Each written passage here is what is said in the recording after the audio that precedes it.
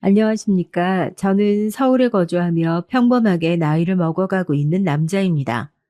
사람 나이가 40 정도가 되면 더 이상 세상의 유혹에 흔들리지 않게 된다 하여서 마흔을 불혹이라고 칭한다고 하잖아요. 여러분도 살아보니까 정말 그러시던가요?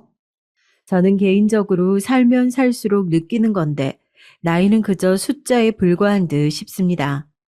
나이가 부르게 되었다고 해서 제가 정신적으로 더 성숙해지고 유혹에 안 빠지는 사람이 된 건 아니더라고요. 저로 하여금 이런 생각을 더오게 하도록 만들어준 어떤 존재가 제 인생에는 있었어요.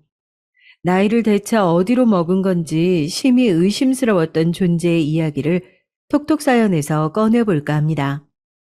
저는 고향이 서울이기는 하지만 아주 어렸을 적에 충청도로 온 가족이 이사를 갔어요. 너무 어릴 적이라서 사실 서울에서 나고 자랐던 옛날의 기억은 남아있지도 않네요. 저는 조금 드물게도 외동입니다. 또한 늦둥이이기도 하죠. 제 부모님께서는 남들보다 조금은 늦은 나이에 서로 인연을 맺으셨고 결혼 이후에 좀처럼 아이가 생기지 않아서 종국에는 포기를 하셨었대요. 완전히 다 놓아버리고 나니까 갑자기 뱃속에 저라는 생명이 찾아왔다고 하더라고요. 그래서 저는 귀하게 예쁨을 받기도 했지만 동시에 엄한 교육을 받기도 했어요. 하나뿐인 자식이 엇나가면 안 된다고 부모님께서 신경을 많이 쓰셨거든요. 충청도의 아주 작은 시골 마을에 제 조부모님께서 살고 계셨습니다. 그래서 애초에 이사를 그쪽으로 한 거예요. 아름다운 풍경이 가득한 곳에서 저는 자랐고 제 중학교 때 친할머니와 친할아버지 두 분이 차례로 2년 간격을 두고 돌아가셨습니다. 많이 슬펐던 것 같아요. 사춘기 중학생 남자아이 눈에서 눈물이 그 정도로 펑펑 흘러나왔으니 말 다 한 거죠. 하지만 아버지의 슬픔에 비할 바는 못 된다고 느꼈어요. 아버지가 그렇게 우시는 모습은 처음 보는 것이었죠. 조금은 신기했고 낯설었어요. 어머니께서는 저한테 이런 말씀을 해주셨습니다. 아버지한테는 할아버지 할머니가 부모님이잖아. 그러니까 다를 수밖에 없는 거야. 저는 그 말씀의 의미를 직접 실감하게 됐습니다. 너무 가슴이 아프게도 제가 성인이 되자마자 아버지께서 돌아가셨기 때문입니다. 사고였어요. 조 부모님이 두 분이 돌아가실 때와는 차원이 다른 슬픔이 저를 덮쳤습니다. 미친 듯이 울부짖었던 것 같아요. 그리고 저에게는 이제 어머니뿐이라는 생각에 불안하고 초조해졌어요. 어머니마저 돌아가시면 저는 이제 세상에 진짜로 혼자라는 생각이 들었기 때문이죠. 저는 아직 20살이었고 두려운 것이 많았습니다. 혼자 서울 도시에 나와서 대학을 다니고 있는 것도 문득문득 불안하게 느껴졌어요. 아버지가 돌아가신 후에는 자꾸만 그런 걸 느꼈습니다. 하지만 제가 그렇게 굴수록 어머니께서는 도리어 초연하게 구셨어요. 난 우리 아들을 위해서 언제나 이 자리에 있을 사람이란다. 난 어디로 가지 않아. 늘 그 자리에 찾아와서 물결치는 파도처럼 언제나 너를 향해서만 있을 거야. 문서가, 그러니까 불안해하지 않아도 돼. 그런 걱정 접어두고 네 인생을 향해서 멋지게 비상하면 돼. 저희 어머니 정말 멋지신 분 같지 않나요? 나이가 드신 분이라고 해서 모두가 해안을 가지고 계시며 의연하신 게 아니라는 것 정도는 저도 그때 이미 알았거든요. 그래서 어머니가 너무나도 자랑스러웠습니다. 제가 대학을 졸업하기 전 어머니께서는 거처를 조금 더 시골 깊숙한 곳으로 옮겨가셨어요. 전부터 근방의 섬으로 들어가 생활을 하고 싶다고 하셨었는데 그 바람을 이루신 것이었죠. 늦은 나이에 저를 낳으신 만큼 어머니의 연세를 생각하자면 원하시는 대로 하게 두는 편이 가장 좋은 것 같았습니다. 언제든지 어머니의 바람을 들어드리려면 제가 열심히 해서 돈을 모으는 방법이 최고였죠. 그런 생각으로 죽도록 취업시장의 문을 두드렸더니 제가 원하던 수준의 좋은 직장에 들어갈 수 있었습니다. 시골 출신이 거기까지 출세를 한 것이었죠. 열심히 직장을 다니고 돈을 벌고 또 모았습니다. 그렇게 살다 보니까 홍기가 차서 결혼을 하게 됐는데요. 저는 주변에서 운 좋은 놈이라는 소리를 들으며 결혼을 했답니다. 아내는 저보다 좋은 대학을 나온 것도 아니었고 직장도 아르바이트 수준이었는데요. 얼굴이 예쁜 편이었어요. 그리고 아내의 언니인 제 처형이 엄청나게 잘 되는 당시에 하도 유명해서 연예인들도 심심찮게 방문하던 카페의 사장이었습니다. 이게 바로 대박이었던 것이죠. 처형의 남편인 제 형님께서도 꽤 괜찮은 직장에 재직 중이셨고요. 장모님과 장인어른 두 분은 오랜 별거 중이셨는데 사실상 이혼이나 다름없다고 설명을 들었습니다. 장인어른께 공공연히 만나는 다른 분이 계시다는 것 같았어요. 대신에 그 대가로 장인어른께서는 별거 생활을 시작할 때 재산의 거의 대부분을 장모님께 넘겨주셨고요. 그걸로 장모님은 계속 생활을 해오실 수 있었던 건데 처형의 카페가 대박을 치는 바람에 아주 수준이 여유롭게 되셨던 것이죠. 그래서 저는 복에 겨운 결혼을 한 놈이 됐습니다. 아내는 변덕이 심하고 기본적으로 성질이 좀 드센 편이었어요. 저는 웬만하면 수더분하게 맞춰주는 성격이었기에 궁합은 그럭저럭 잘 맞았습니다. 냉장고 안에 저거 장아찌야? 혹시 어머님이 만들어주셨던 저번에 그거야? 맞아. 나는 입맛에 너무 잘 맞아서 계속 조금씩 먹고 있었어. 아, 그랬구나. 난 또 뭐라고. 갖다 버려도 되는 건 줄 알고 잠깐 좋아할 뻔했네. 당신은 은근히 우리 어머니가 해준 반찬 안 좋아하더라. 근데 잘 먹을 때는 또 잘 먹잖아. 솔직히 맛은 있어. 근데 보통 시골분이 아니신데다가 나이도 많으시잖아. 그게 왠지 좀 구질구질하고 지저분한 느낌이 들어서 괜히 싫어. 그래서 그래. 그런데 아내는 가끔씩 말을 할 때 뇌를 안 거치고 말을 뱉는 경향이 있었어요. 생각을 하고 말을 해야 하는데 충동적으로 그냥 막 뱉어버리는 듯 싶었습니다. 처형의 카페야말로 손님들이 안 보는 구역에서 위생을 하나도 안 지키고 있다는 걸 제가 알고 있었는데 그건 어떻게 가서 먹는 거냐고 제가 따지고 싶었지만 참았어요. 제가 참는 것으로 평화롭게 유지되는 결혼 생활임을 너무나도 잘 알고 있었기 때문입니다. 그래서 저는 걸핏하면 마음속으로 내가 참자, 내가 또 참지 뭐라는 소리를 하는 게 습관이었어요. 제가 참지 않았다면 아내하고 하루가 멀다 하고 다툴 건수가 넘쳐났을 거예요. 그래서 제가 참고 지내는 것이 저희 부부에게 가장 중요하게 작용하는 요소였죠. 그걸 시간이 가면서 왠지 아내도 느끼는 것 같았습니다. 가끔은 성질을 더럽게 내세우다가도 어떨 때는 한없이 부드럽게 저에게 양보를 하듯 말을 하면서 잘 해주었거든요. 그런 식으로 본인도 저를 위해 뭔가 희생을 하며 배려를 한다는 식으로 굴었어요. 그게 빤히 보여서 어이없기도 했지만 이런 식으로 맞춰가는 게 부부 생활의 미덕이겠거니 싶었네요. 하지만 이런 아슬아슬한 외줄타기 같은 부부 생활의 민낯이 제대로 드러나고야 말았던 겁니다. 미천이 확 드러나고야 말았던 그날의 사건이 대단한 파국을 몰고 왔죠. 그날은 제 회사 동료의 결혼식 날이었어요. 그런데 위치가 3시간 거리의 지방이었거든요. 회사 사람들끼리 면 모여서 함께 결혼식장으로 가기로 되어 있었고요. 당연히 아내는 두고 저 혼자 갔었죠. 주말인데 당신은 혹시 따로 일정이 있어? 아니, 나 요새 컨디션이 안 좋아서 그냥 쉴까 싶어서. 아무래도 감기 오려나 봐.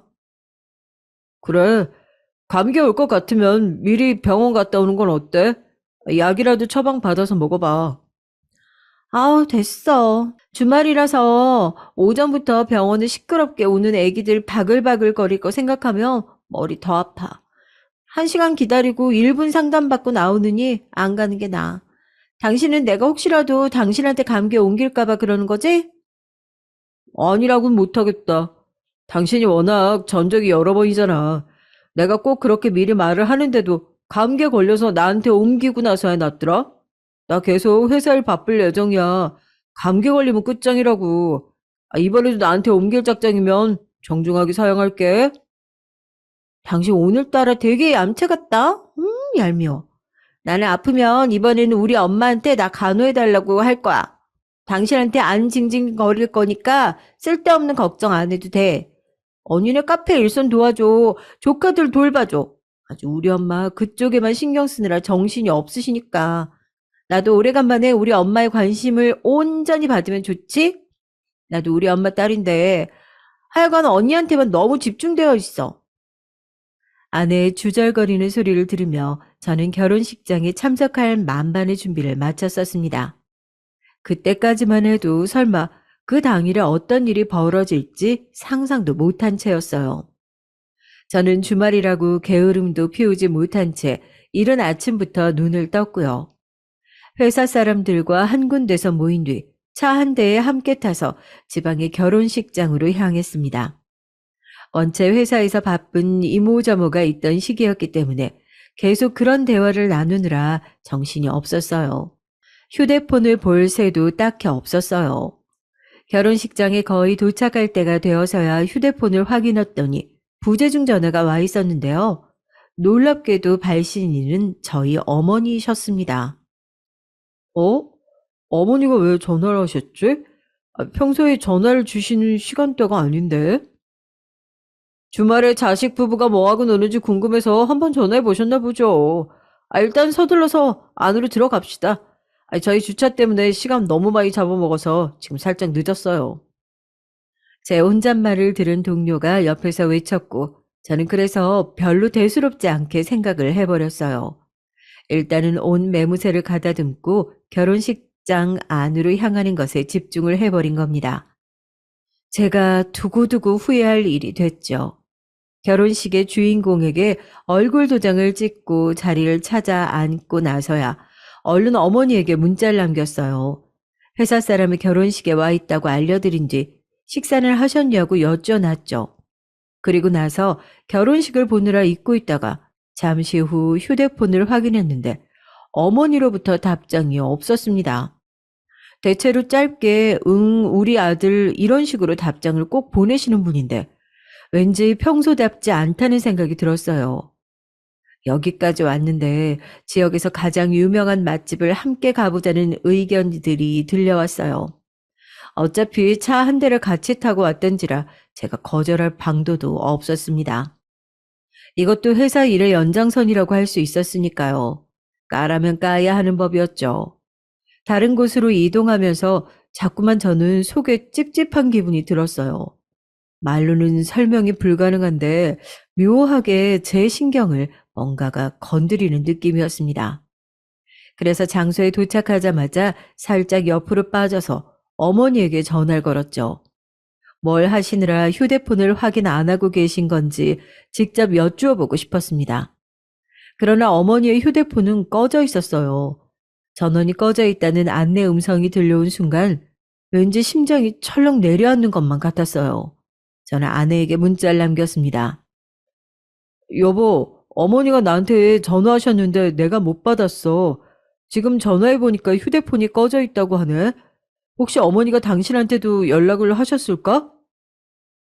몇 분이 지나자 아내에게서 답장이 왔는데 아니 연락 없으셨는데 였습니다.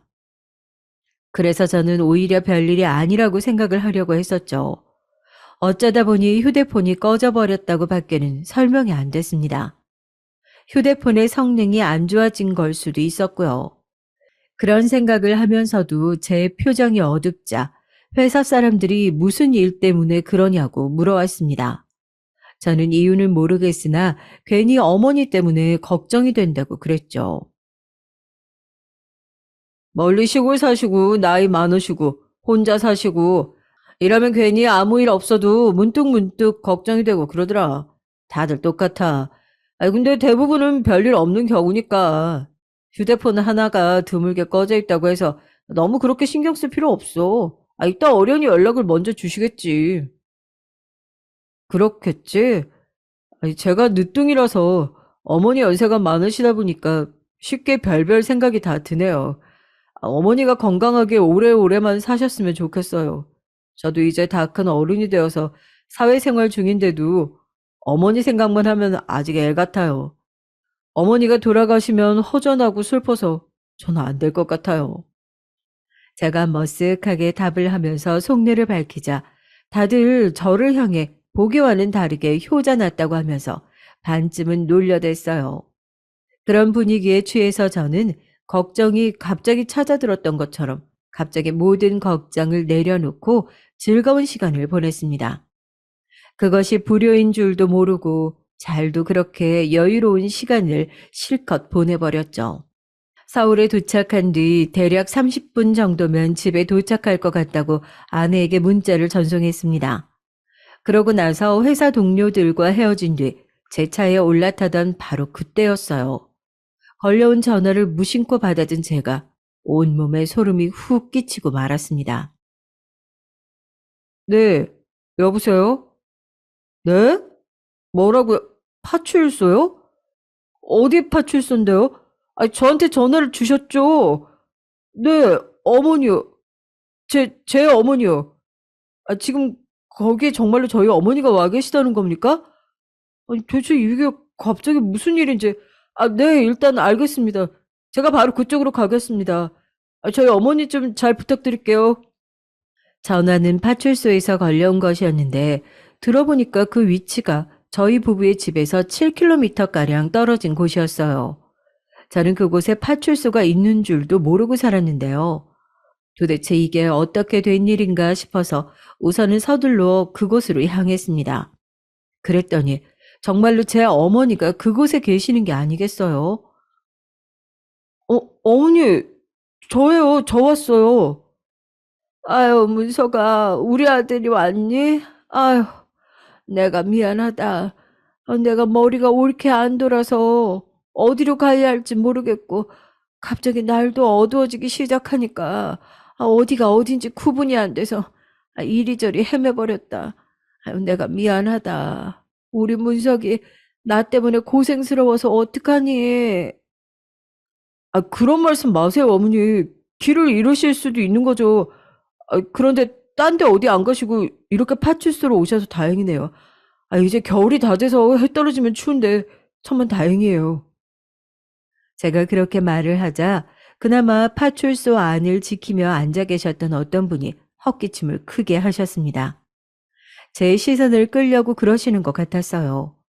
그쪽을 쳐다봤더니 그분이 저에게 하시는 말씀이 순자를 돌다가 제 어머니를 길에서 발견하셨다고 하는 겁니다. 딱 봐도 오갈 데 없이 계시는 것 같아서 날도 추운데 어르신이 왜 저러시나 짐을 드신 거 보니까 어디 시골에서 올라오신 것 같기도 해서 일단 제가 이쪽으로 모시고 들어온 거죠. 아, 저희 어머니가 직접 파출소로 찾아오신 게 아니었어요. 그럼 저희 어머니를 도와주신 거네요. 정말 감사합니다. 덕분에 화를 면했어요. 저희 어머니가 엄청 멀리 사시는 분이라 오늘 먼 길을 오신 건데 도와주지 않으셨다면 너무 힘드셨을 겁니다. 놀란 저는 얼른 그쪽에 대고 인사를 올렸어요. 그러고 나니까 이제 의문이 하나씩 둘씩 저를 찾아오더라고요. 어머니께서는 면목 없으시다는 듯 고개를 떨구시며 연신 한숨을 내쉬고 계셨어요. 품에 보따리를 꼭 들고 계셨는데 안을 살펴보지 않아도 자식 부부 주려고 먹을 것을 바리바리 챙겨오셨다는 걸 알 수 있었습니다. 어머니, 이제 해도 일찍 빠지는데 연락도 없이 오늘 이렇게 서울로 올라오실 생각을 하셨어요. 아유, 원래 오늘 오려고 며칠 전부터 난 정해놨는데, 너희들한테 연락하는 걸 계속 깜빡했지 뭐냐. 어제는 내가 너희들한테 연락했다고 착각을 했단다. 내가 늙으니까 이런 식으로 노망이 나나 봐. 아유, 이래서 늙으면 적당히 그만 살아야 되는데 괜히 우리 문석이한테 걱정이나 끼치고 나 진짜 왜 이러는지 모르겠다. 어머니, 아니, 나이 들면 깜빡깜빡 하실 수 있는 거죠. 괜찮아요. 아니, 너무 자책하지 마세요. 오늘 오시는 것 때문에 오전에 저한테 전화 주셨던 거예요? 제가 지방에 결혼식 다녀오느라 정신이 없어서 전화를 못 받았어요. 그 후에 전화를 드리니까 계속 전화기가 꺼져 있더라고요. 아유, 그게 내가 보니까 전화기에 배터리가 다 됐더라고. 나는 이거를 또 집에서 배터리를 다 채워가지고 나왔다고 착각을 했다. 그러니 미칠 노릇이지. 아유, 이 노망난 걸 어떡하면 좋으냐.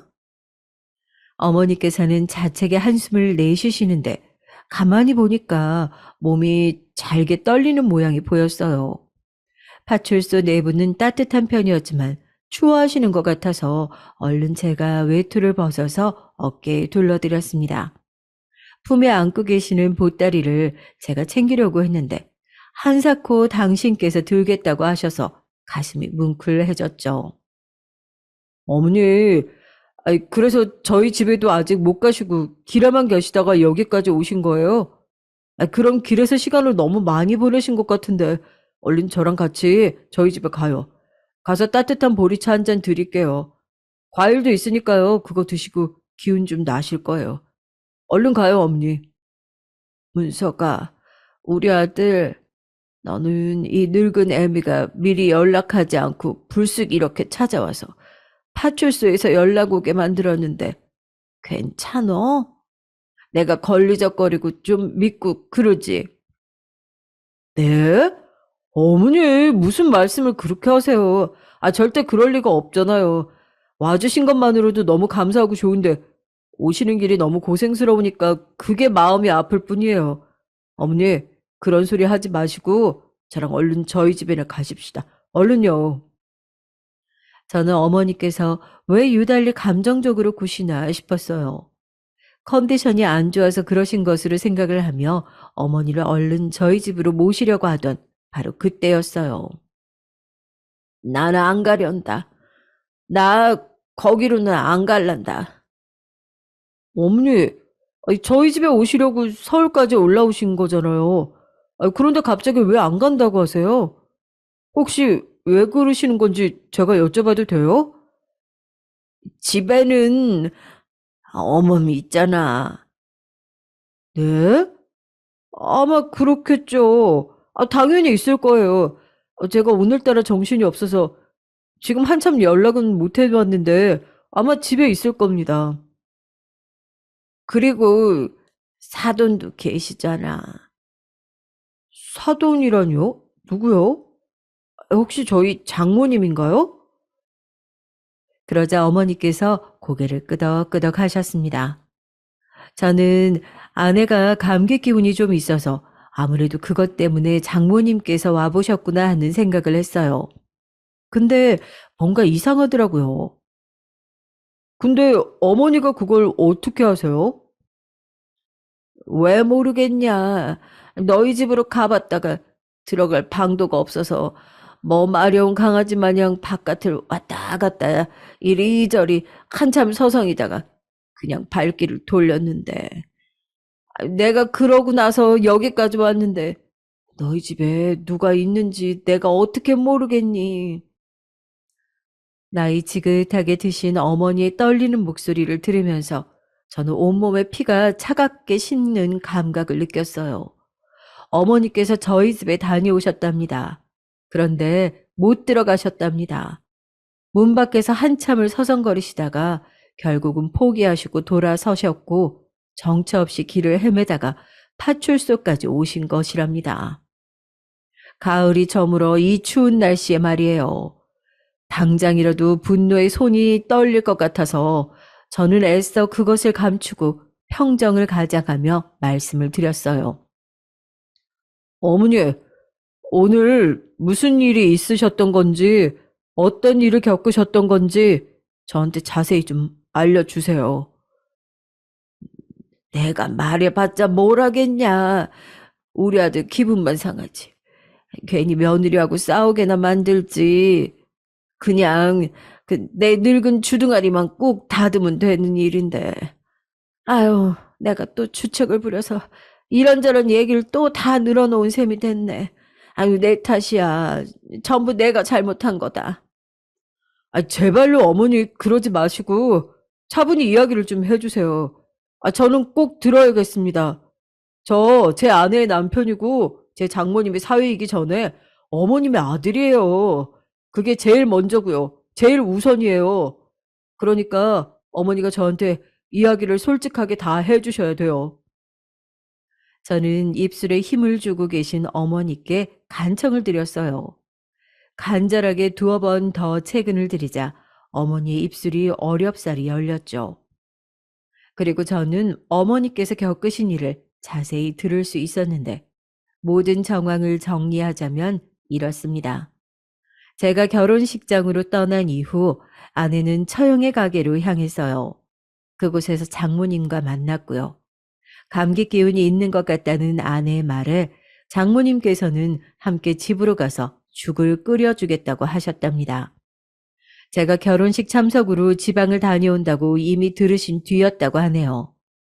그렇게 장모님과 아내가 저희 집으로 왔고 두 사람이 시간을 보내고 있을 때 현관 벨이 울렸어요. 바로 저희 어머니께서 도착을 하신 것이었죠. 어머니께서는 휴대폰의 배터리가 다 나간 상태였습니다.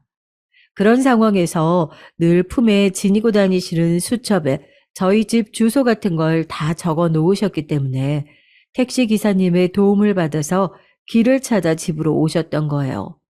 아침이 뭔가요? 새벽이라고 할 수 있는 그 이른 시간부터 그 먼 곳에서 출발을 해서 오신 어머니께서는 이제 드디어 도착을 해서 몸을 녹이실 생각밖에는 없었다고 합니다. 어머님, 연락도 없이 갑자기 무슨 일이에요? 어머미나, 아유, 그러게, 내가 무슨 일일까? 갑자기 너희가 보고 싶었나 보다. 먹을 것도 좀 전해주고 그러고 싶어서 내가 연락도 미리 없이 와버렸구나. 미안하다. 어머니께서는 스스로 연락을 저희에게 미리 주셨다고 착각을 하신 게 민망하셔서 그냥 그런 식으로 둘러대셨다고 해요. 곧 현관문이 열릴 거라고 생각하며 품 안에 든 보따리를 고쳐 잡으신 어머니의 귀에 들려온 소리는 믿을 수 없는 내용이었다고 합니다. 아, 어머님, 시기도 참 안 좋게 잡으셨네요. 제가 오늘은 너무 피곤해서요. 날이 아닌 것 같아요. 어? 아이, 그게 무슨 소리냐? 어머마, 너 어디 아프니? 네, 몸이 좀 안 좋아서요. 아무래도 감기인 것 같아요. 어머니한테 옮기기 싫으니까 이만 가셨으면 좋겠어요. 오늘 말고 나중에, 네? 다음에 오세요. 아, 내가 지금 그, 그 먼 길을 지나와서 여기까지 왔는데 너는 문도 안 열어주고 날 이렇게 문전박대 하겠다는 거야? 저, 우리 아들 문석이는 지금 어디에 있니? 같이 안 있어? 저기 볼 일이 있어서 잠깐 지방에 갔어요. 어머님 농담하는 거 아니고요. 저 진짜로 피곤하다니까요. 그냥 가세요. 뵙기 힘드네요. 예, 예, 잠깐만. 어머마. 당황하신 어머니께서는 어쩔 줄을 몰라 하셨다고 합니다. 그렇다고 굳게 닫힌 현관문을 열 방법 같은 것도 알지 못하셔서 발만 동동 구르고 계셨는데 혹시나 수첩에 저희 집 현관문을 여는 방법이라도 적어 놓으셨을까 해서 그 바닥에 쭈그리고 앉아서 수첩을 들여다보셨다네요. 코를 훌쩍이며 집중을 하고 계시는데 현관문 안쪽에서 말소리가 들려왔다고 합니다. 간 거야? 갔겠지? 아니야, 엄마. 아직 안 갔어. 앞에 그대로 계신 것 같아. 아, 진짜 노인네 눈치 없이 뭐 하는 짓이야?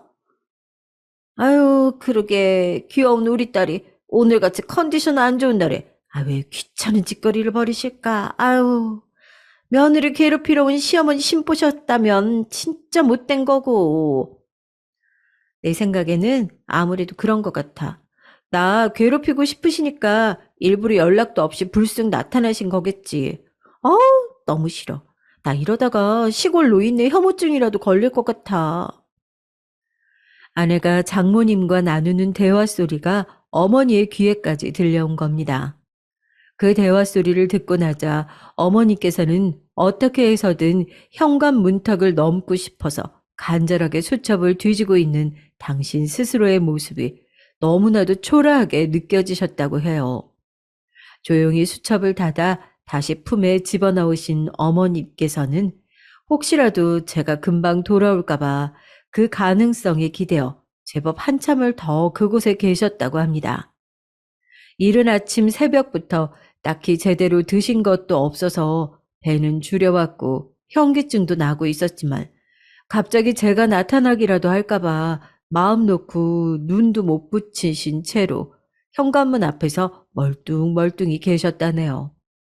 그러다가 도저히 안 되겠어서 다시 현관벨을 눌렀고 아내를 호출했지만 아예 작정을 해버린 아내는 이번에는 묵묵부답으로 일관하였대요.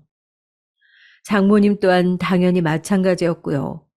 결국 어머니께서는 아무 소득 없이 발길을 끝내 돌리셔야만 했습니다.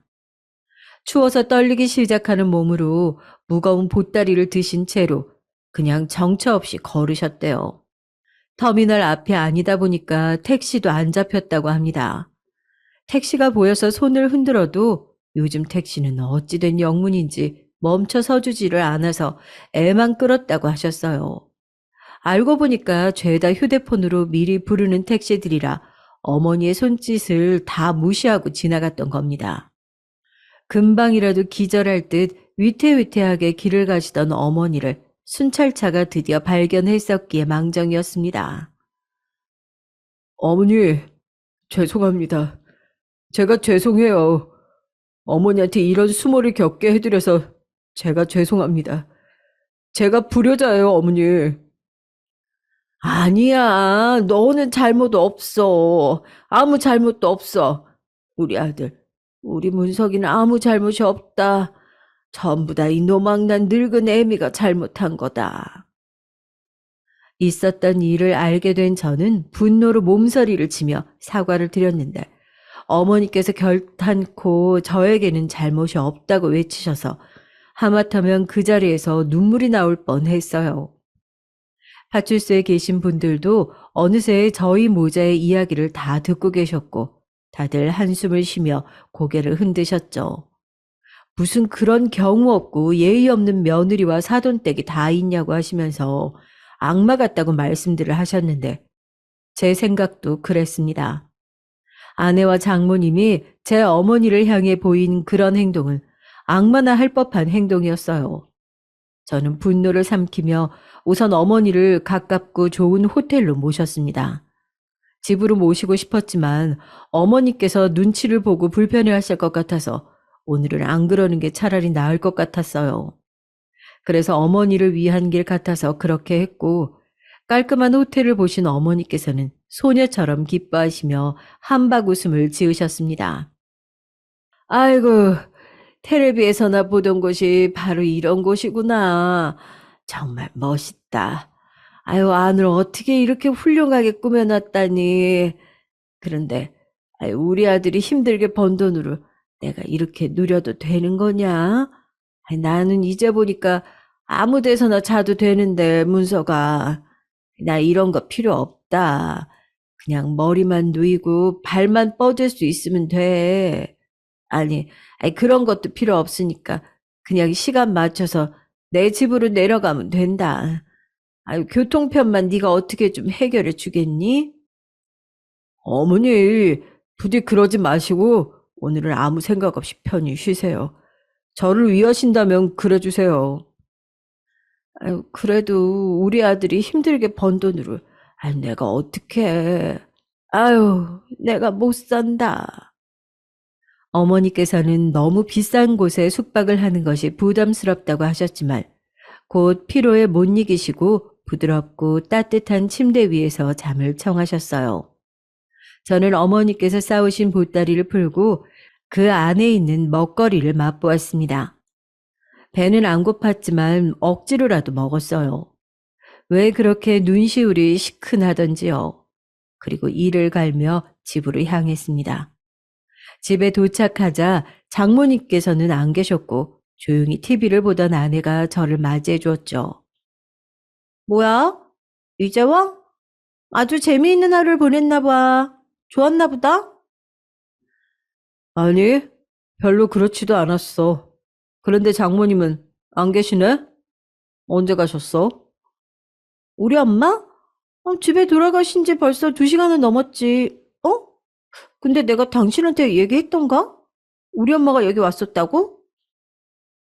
뭔가 이상한 점을 눈치챈 아내는 제 쪽을 쳐다봤고 싸늘하게 식은 제 표정에 그제서야 상황이 잘못됐다는 것을 감지했는지 TV를 껐습니다.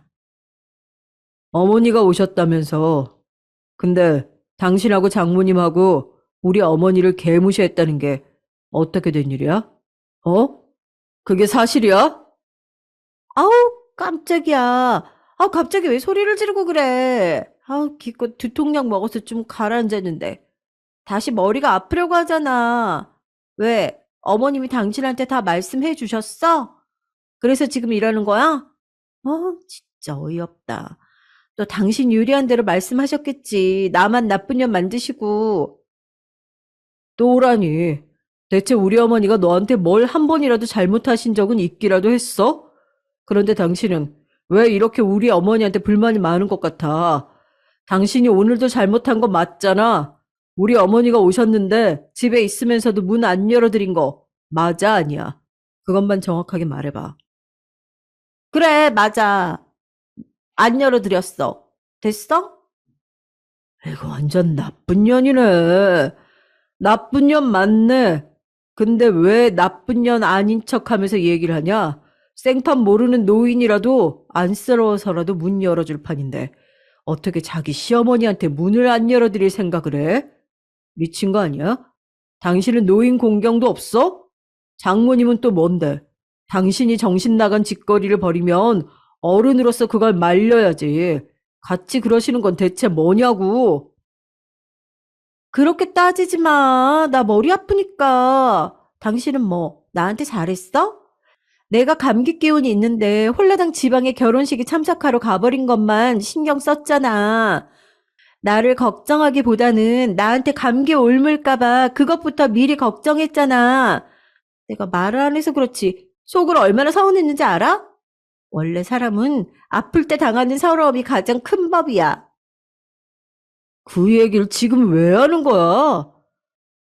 당신 잘한 거 하나도 없다고. 내가 지금 그거 알려주는 거잖아. 설마 내가 당신을 서운하게 한 것 때문에 우리 어머니한테 당신도 서운하게 굴었다는 뭐 그런 건 아니지? 아예 연관이 없다고는 하지 않을게. 아내의 시큰둥한 대답에 제 심장이 미친 듯이 뛰기 시작했어요. 그것은 주체할 수 없을 정도로 날뛰는 분노로 인한 것이었습니다. 사랑해서 결혼한 여자, 제 아내를 향해서 그 순간 미칠 것 같은 분노가 피어올랐어요. 어떻게 그따위 이유 때문에 노인을 문전박대할 수가 있다는 겁니까? 그것도 머나먼 길을 달려온 사람에게 그토록 냉정한 거절을 어떻게 할 수 있다는 건지 저는 도저히 납득도 이해도 가지 않았어요. 당신 지금 아무래도 머리가 어떻게 된 것 같은데 다 됐으니까 다 필요 없고 사과해. 진심으로 사과해. 그리고 우리 어머니한테도 날이 밝는 대로 가서 얼굴 뵙고 사과드려. 지금 근처 호텔에 주무시고 계시니까. 뭐? 싫어. 내가 왜 그래야 되는데? 어머님이 호텔에 계신다고? 잘 됐네. 오신 김에 호텔 체험하시게 됐잖아. 섬 시골 깡촌 사시는데 서울의 호텔을 이참에 체험해 보셨으니 내 덕분이네. 어머님은 오히려 좋아하고 계실지도 몰라. 너무 그렇게 당신 생각대로 날 몰아붙이지 말라고. 더 이상 내 인내심 시험하지 마라. 나 지금 너라는 여자한테 질리다 못해서 징그럽다는 생각이 들고 있을 정도니까. 앞으로 개소리 더 뱉을 거라면 신중하게 생각하고 나서 뱉는 게 좋을 거야. 한마디 한마디 뱉을 때마다 그게 나와 이혼하는 지름길이 될 테니까. 사람이 사람에게 실망하고 사랑이 실망으로 인해 식어버리는 것. 생각보다 별거 아니더라고요. 저는 아내의 태도에 따라 언제든 이혼할 수 있다는 결심이 어느새 선 상태였어요. 그리고 아내는 성질을 꺾고 저에게 사과를 하기는커녕 오히려 더 앙칼지게 나왔습니다. 그렇게 나오면 누가 무서워할 줄 알아? 이혼하기 싫다고 내가 울면서 매달리기라도 할 줄 알았어? 나 솔직히 별로 이 결혼 생활 대단한 미련 따위 없어. 그러니까 나한테 그런 식으로 말하지 마. 몇 년 더 살 것 같지도 않은 늙은 모친 때문에 자기 와이프는 뒷전인 남자 나도 별로라고 생각 중이니까. 뭐라고? 몇 년 더 살 것 같지도 않은 늙은 모친? 당신 왜 이렇게 말을 막 해? 원래 개념이 아주 희미한 여자인 건 진작에 알아봤지만 이 정도로 엉망인 진창인 줄 몰랐다. 어차피 우리 이혼하면 내가 아니라 당신이 더 손해인 거 알지? 우리 언니 하나만으로도 당신 같은 거 이겨. 가치가 달라. 그래서 결국은 잘못한 게 하나도 없으시다. 그렇게나 저급한 짓을 벌여놓고도 조금도 사과할 마음이 없으시다. 지금 그렇다는 거지. 나랑 끝까지 어디 한번 해보자는 거지. 해볼 자신 있으면 어디 한번 해봐. 나는 내 잘못이 아예 없다고는 생각하지 않지만 사과할 마음은 별로 없어. 나는 오늘 너무나도 컨디션이 안 좋았고 아까 특히 기분이 나빴어. 내가 그럴 때 하필 찾아오신 어머님도 잘못이 있는 거야. 그런 걸 잘못이라고 표현하는 네가 진정한 미친년이다. 그리고 너 같은 여자 결혼해서 우리 어머니한테 그런 몹쓸 경험을 안겨드린 나도 참 답이 없는 미친놈이라는 생각이 든다. 이 미친 결혼 생활 조금 더 하고 싶지 않아졌어.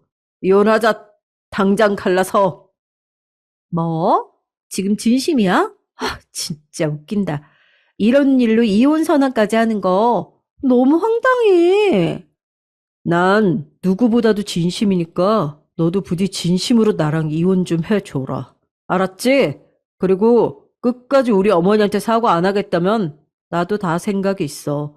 너 가만히 안 둘 거야. 부모가 당한 모욕 앞에서 가만히 있을 수 있는 자식이 세상에 있을까요? 제정신 박힌 자식이라면 가만히 있을 수 없는 게 정상이었어요. 그런데 저는 가만히 안 있기로 했어요.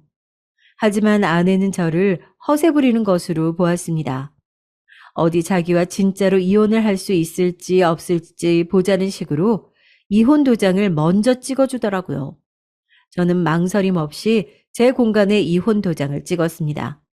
그러자 그제서야 아내는 놀란 눈치를 보였었죠. 뭐야? 이렇게까지 진심이었어? 저는 처음부터 진심으로 화를 내고 있었는데 아내는 그렇게 여기지 않았던 모양이었죠. 그것조차도 저를 아주 우습게 보고 있었다는 증거 같아서 더욱 싫었습니다.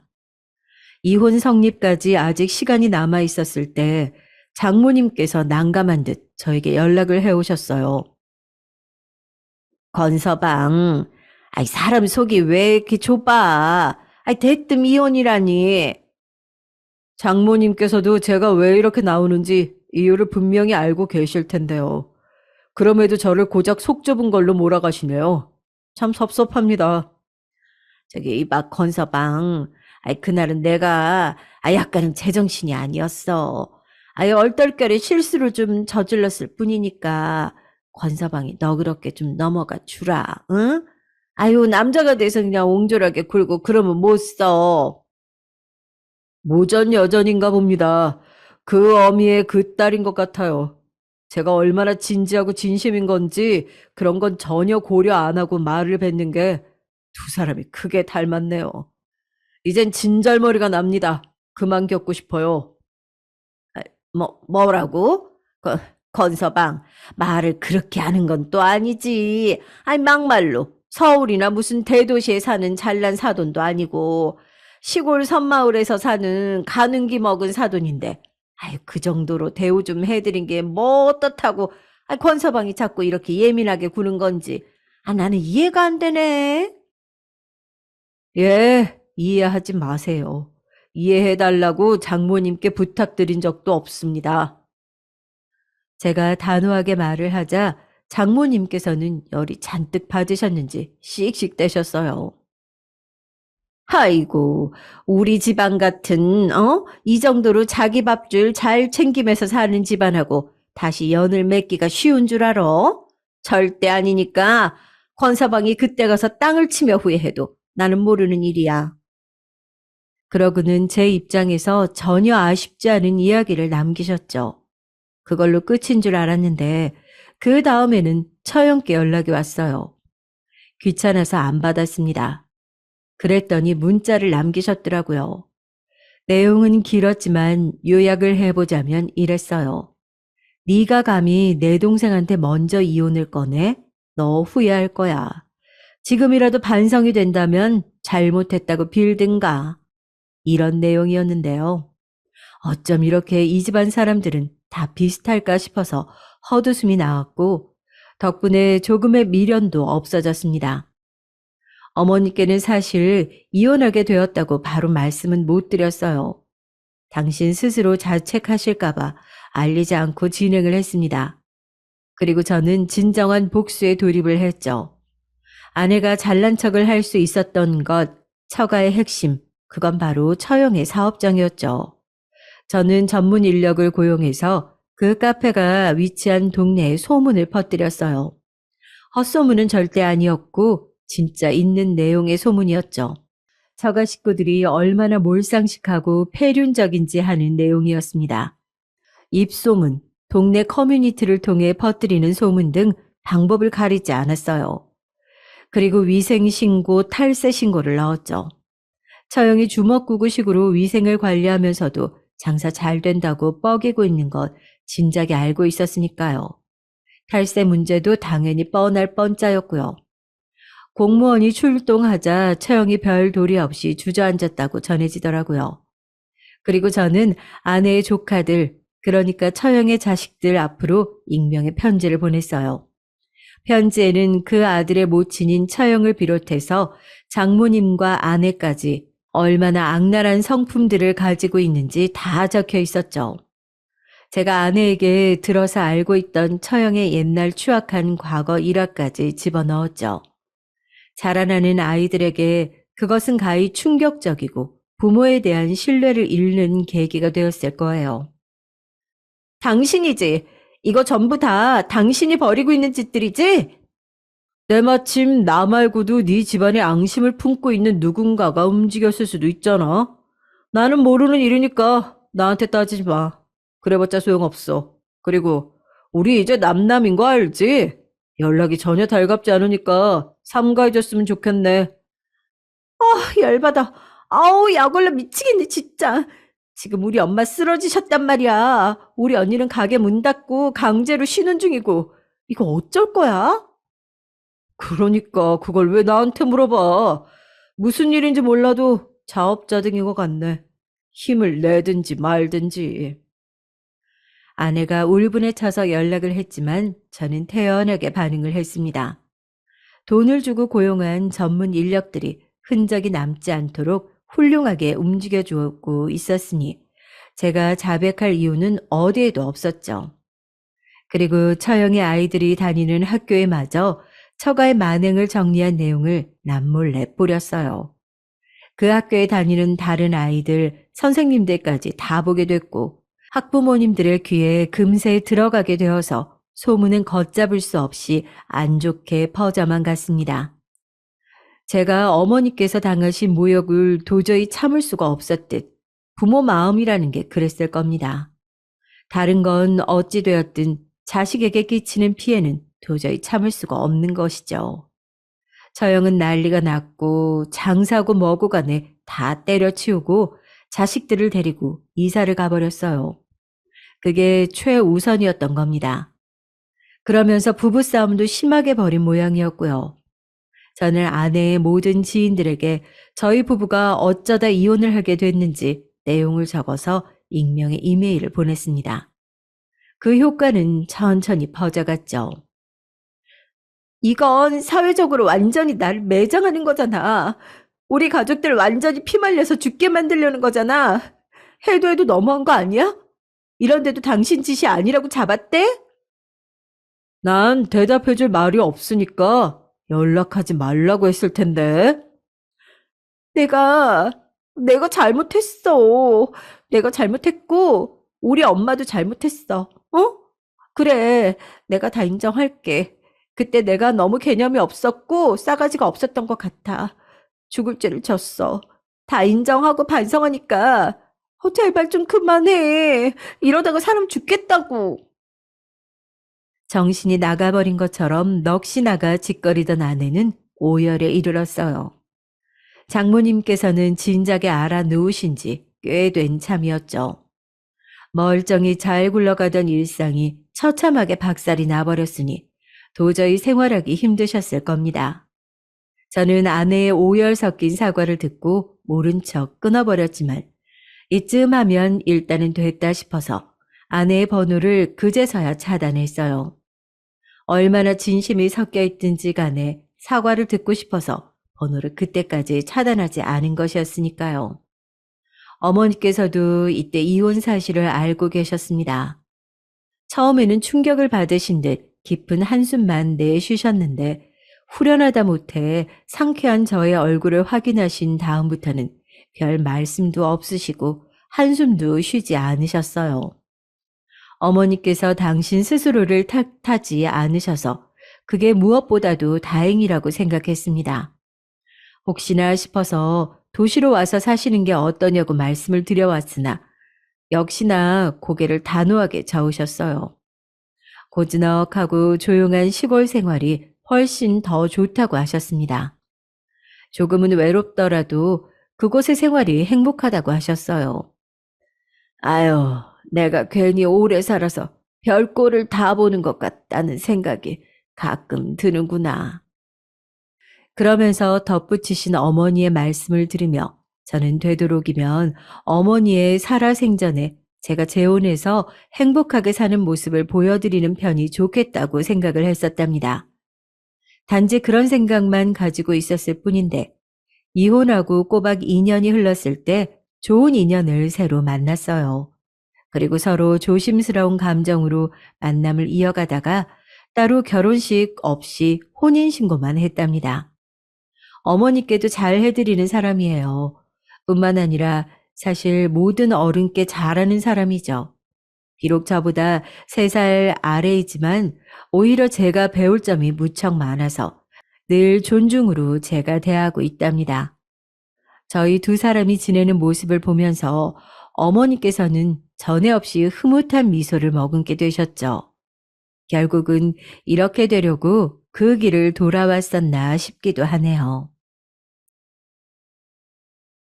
안녕하세요. 저는 서울에 살고 있는 30대 여자이고 진짜 요 근래에 인간관계 때문에 정말 머리가 터질 뻔했어요. 나이가 먹으면 먹을수록 쉬워지는 게 있는데 왜 거기서 인간관계는 통하지 않는 걸까요? 어째 갈수록 더 어렵고 복잡하게 엮이는 것 같아요. 결혼하고 난 다음에 이성 친구와의 연락은 일체 다 끊었지만 그전에도 친했었던 동성 친구와는 종종 흐름을 이어오잖아요. 저도 그런 친구들이 몇몇 있어서 꾸준히 연락을 했는데 그게 독이 되어버린 경우가 있었답니다. 친구 중에 예지라는 애가 있는데 고등학교 때 동창이었고 대학은 각기 따로 갔다가 저와 20대 내내 함께 했던 애거든요. 물론 얘뿐이 아니고 그렇게 친한 애들이 3-4명 있는데 각각 다 결혼해서 사느라 바빠요. 얘만 결혼 안 하고 일명 노처녀인데요. 맹세코 저는 제 입으로 얘를 그렇게 불러본 적이 없어요. 근데 얘가 꼭 뒤에서 그런 소리 들을 짓을 하더라고요. 지가 결혼을 못한 거면서 결혼한 우리들을 맨날 열받게 하는 거예요. 뭐야, 아우, 이번에 수진이 결혼하는 거야? 누구랑 결혼하는 건데? 그 전에 만났던 3살 어린 요리사? 아니면 그 작년에 얘기하던 그 2살 많은 그 기업 과장? 아, 그 남자 게임에 미쳐서 수진이한테 돈 빌려달라고 했다며. 아니, 걔는 그 꼴 당하고도 또 만난대? 아, 그 남자 아니면 그 어리다는 연하남은 딴 여자한테 연락하다 걸렸다며. 하여간 남자복도 지질이 없는 것들이 뭐하러 결혼을 하냐? 당시에 수진이는 그 자리에 있지도 않았고 우리들끼리 근황을 전한 것뿐인데 굳이 저런 얘기를 해야 되는 거 있죠. 저도 뭐라고 하려던 차에 같이 있던 친구가 한마디를 좀 세게 했어요. 야, 김혜지, 뭐 말을 그렇게 해. 아니, 수진이가 그런 일들을 겪고 싶어서 겪었어? 아, 이번에 결혼한 남자는 고모가 소개시켜줘서 선본 사람이래. 그리고 수진이 그때마다 얼마나 힘들었는지 알고 다 같이 위로도 해줬으면서 시간 지나니까 그렇게 말하는 게 어디냐? 너는 뭐 하는 일이 다 잘 풀려? 원래 이 둘은 좀 날이 서 있고 성격도 강한 편이라서 둘만 있게 하면 절대 안 되거든요. 바로 서로 물어뜯고 싸울 판인데 그 사이에 저랑 수진이가 껴줘야 그나마 넷이서 두루두루 돌아다니게 되었죠. 그러고 보면 넷이 친구가 된 것도 참 신기해요. 어찌어찌 엄마들끼리도 아시게 됐고 어릴 때야 그렇게 자아 취향 같은 것들을 크게 드러내지 않을 때니까 그럭저럭 어울려 놀았잖아요. 근데 대학도 가고 각각 해외 유학도 다녀오고 취업하고 하다 보니까 취향이나 많은 면에서 다른 부분들이 있는 거예요. 더군다나 이 예지라는 친구는 우리 친구들 중에서 뭔가 되게 늘 앞서 나가긴 했어요. 남자친구는 늦게 사귄 편이지만 공부를 잘해서 그런지 대학교 편입도 잘 되었고요. 덕분에 연봉 높은 회사에 제일 빨리 취직했답니다. 그런 부분들이 부럽긴 했는데 그래도 각자들 자기 속도에 맞춰서들 살고 있는데 약간 예지는 이런 걸 좀 과시하는 경향이 있었어요. 그래도 뭐랄까 우리가 좀 더 지금보다 어렸을 때에는 그런 걸 약간 감추는 티라도 냈었는데 말이에요. 대놓고 무시하기보다 약간 애둘러서 무시했었거든요. 와, 지영아, 너 그럼 이번에 토익 또 본 거야? 언제까지 볼 건데? 아니, 그냥 하던 대로 너 디자인 쪽 하지. 왜 토익 쪽으로 틀었어? 우리 쪽 계열로 오려고 그러는 건 아니지? 아우, 그러면 시간 너무 늦는데? 아, 우리 또래들보다 한창 어리고 스펙 좋은 애들도 우리 회사 들어오기 힘들어. 진작 준비했어야지. 이렇게 말을 하는데 사실 전 전혀 그런 생각이 없었거든요. 디자인 회사 조그만 데 취직하긴 했지만 그냥 제가 좀 잘하고 싶어서 토익 준비를 했고요. 저 빼고 다른 세 명은 점수가 좋은 애들이다 보니까 팁을 얻을까 해서 물어봤을 뿐이에요. 근데 그걸 갖다가 저렇게 대놓고 무시하듯 말을 하니 너무 무안한 거죠. 다행히도 다른 친구들은 이런 걸 바로 구분하고 같이 뭐라고 해주긴 했어요. 하지만 갈수록 예지는 자기가 뭔가를 얻게 될수록 콧대가 엄청 높아지고 있었기에 약간 저도 거리를 두게 되더라고요. 가까이 있으면 자꾸 상처만 받으니까요. 근데 제가 되게 빨리 결혼을 하게 됐거든요. 예지는 그쯤 막 연애를 시작했을 무렵이었는데 아무래도 자기도 누군가를 만나서 그런지 그땐 웬일로 평범하게 축복을 해주었어요. 지영아 결혼하는 거야? 축하해. 나도 내 남친이랑 2년 안쪽으로 결혼할 것 같기는 해. 요즘 다들 그렇게들 가는 추세니까. 아무튼 준비할 거 많겠다. 결혼은 네가 우리 중에 제일 선배다, 얘. 나중에 팁 같은 거 있으면 좀 알려줘. 아무래도 본인 상황이 나쁘지 않으니까 저렇게 유들유들하게 대해줬던 거지. 시간이 지나서 그 남친이랑 위기가 오니까 애가 또 날카로워지는 거예요. 괜히 결혼해서 잘 살고 있는 저한테 시비를 걸지 않나. 나중에 또 다른 친구가 결혼한다고 하니까 저렇게 심술을 부렸던 거죠. 내가 왜? 내가 틀린 말 했어? 친구니까. 걱정해서 그렇게 말해주는 건데 뭐 어때서 그래? 친구가 안 좋은 남자 만나서 인생 망치면 안 되니까 이런 쓴소리도 하는 거야. 맨날 니네처럼 깨악깨악거리면서 서로 너무 이쁘네, 잘했네 이런 소리만 하면 무슨 발전이 있냐? 어찌 보면 틀린 말은 아니지만 예지가 하는 말이라서 전혀 설득력이 없었어요. 본인이 정작 남친이랑 만나면서 결혼 계획을 할 때에는 우리가 아무리 뜯어말려도 듣지도 않았거든요. 예지야, 저기 네 남친 정호 씨 있잖아. 아, 너 결혼 다시 생각해보는 게 좋을 것 같아. 그 남자 자꾸 저렇게 결혼을 미루고 핑계대는 건 다 이유가 있어서 그러는 거야. 그리고 요새 자꾸 싸운다며 시비도 걸고, 길에다가 그냥 놔두고 가버렸다며? 그건 진짜 아니야. 다른 좋은 남자들 알아볼 테니까 결혼까지는 진짜 아니라는 것 알아둬. 이렇게 노심초사하며 말해줬더니 자기도 버럭 성질부터 냈거든요. 내 남친이 이상한 사람 아니거든? 지금은 신경 쓸 거 많아서 그래. 내가 싸운 얘기 괜히 해가지고 니네들한테 쓸데없는 걱정을 다 듣네 진짜. 솔직히 말해봐. 내 진짜 걱정해서 하는 말 맞아? 계속 정호 씨 직장이 수상하다느니 어쩌느니 자꾸 의심하는 말만 하고 내가 니들 남편들 갖고 그러면 기분 좋아? 기분 좋냐고. 하지만 아니나 다를까 예지 고 자존심에 저희한테 직접 말해오지는 않았지만요. 제 지인 중 또 예지를 아는 사람이 있거든요. 같은 업계 사람이라서 아는데 들려오는 소문을 보니 결국 우리의 염려가 맞았더라고요. 그거 알아? 예지 씨 남자친구 있잖아. 송정호 씨. 하여간 비밀이 많고 되게 숨기는 거 많은 사람이긴 해. 역시는 역시더라고. 이번에 사기치고 잠적했나 봐. 그 정도 금액 갖고 잠수 타버릴 정도면 아내도 모르쇠 할 판에 여친 따위야 알 바가 있겠냐고. 게다가 더 기괴한 얘기는 서로 여친이라고 주장하고 울고 불고 애들이 두어 명이나 더 있었나 봐. 하여간 예지 씨 그렇게 콧대 높은데 자기 인생에 저런 남친은 완전 수치일 거야. 결국 우리들이 예상했던 대로 예지의 남친은 사고를 치곤 그대로 사라져버려서 현재까지 그 행방을 알지 못해요. 그게 벌써 수년 전의 일인 걸 감안하면 그냥 그렇게 마무리 지어버렸다고 봐야겠죠.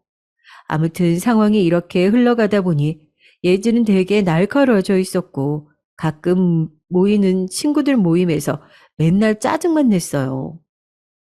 니네들은 왜 자꾸 내가 낄 수 없는 얘기만 해? 니들 결혼한 거 알겠다고. 알겠는데 다 같이 모여서 할 수 있는 얘기만 해야지.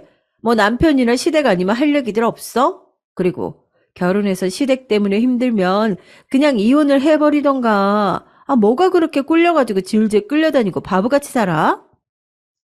성격이 이 모양이다 보니까 저는 그럭저럭 입을 꾹 다물고 있었지만 다른 친구들은 참지 않았어요. 벼르고 있던 친구 한 명이 결국 칼집에서 칼을 뽑더라고요. 야, 김혜지, 적당히 해라. 진짜 네 눈에 우리들이 우스워? 친구라고 받아주고 오냐오냐 하는 것도 한계가 있어. 네 회사 직원들한테는 그렇게 굽신거리면서 우리한테는 그렇게 막말해도 돼? 우리가 무슨 네 종이야? 그럴 거면 앞으로 모임 오지 마. 얘기 못 껴서 짜증나면 오지 말라고. 네 첫 취업 때 1년을 회사 얘기만 하는 걸 참고 들어줬어. 네가 하는 건 하소연이고 우리가 하는 얘기는 소음공해야? 얘가 진짜 아주 웃기는 애네. 아닌 게 아니라 그날 같이 밥 먹던 식당 안에 예진의 회사 사람들이 지나갔거든요. 애가 완전 표정을 싹 바꾸더니 깍듯하게 인사하면서 생글거리더라고요. 우리한테는 계속 미간 찌푸리면서 짜증을 내는 거예요.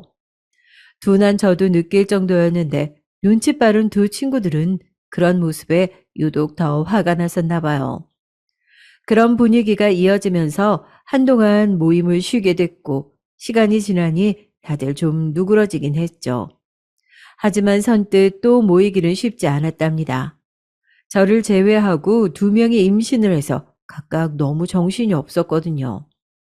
똑같이 결혼을 했다고 해도 애가 있냐 없냐에 따라 다르고 친구들 말로는 애가 있어도 나이가 몇 살이고 터울이 어떻게 되냐, 성별이 어떻고 자시고 하면서 또 화제가 나눠진다 하더군요. 남자들은 결혼해도 인간관계가 크게 바뀌지 않던데 여자들은 직접적으로 뭐랄까 되게 인생을 입체적으로 이리 바꾸고 저리 바꾸면서 살아가는 것 같아요. 그러다 보니 주변 풍경이 자주 바뀌고 금세 또 정리되는 것 같고요. 그런 중에 저도 약간 마음이 외로웠던 것 같기도 해요. 저도 임신에 대해서 무지 공부하고 남편이랑 병원도 열심히 다녔거든요. 둘 다 간절히 아기를 원하긴 하지만 우리같이 젊은 부부에게도 불임이나 난임은 이상한 문제가 아니었어요. 그걸 경험하고 나니까 정말 마음이 편치 않고 괴로운 거죠. 그런 흐름 안에 갑자기 예지한테 연락이 온 거예요. 근데 그때 전화를 받으니까 왠지 좀 마음이 말랑말랑해지는 거 있죠? 지영아, 나 너무 힘들어. 너는 요즘 어때? 나는 남친이랑 파혼한 기억이 너무 안 잊혀지네.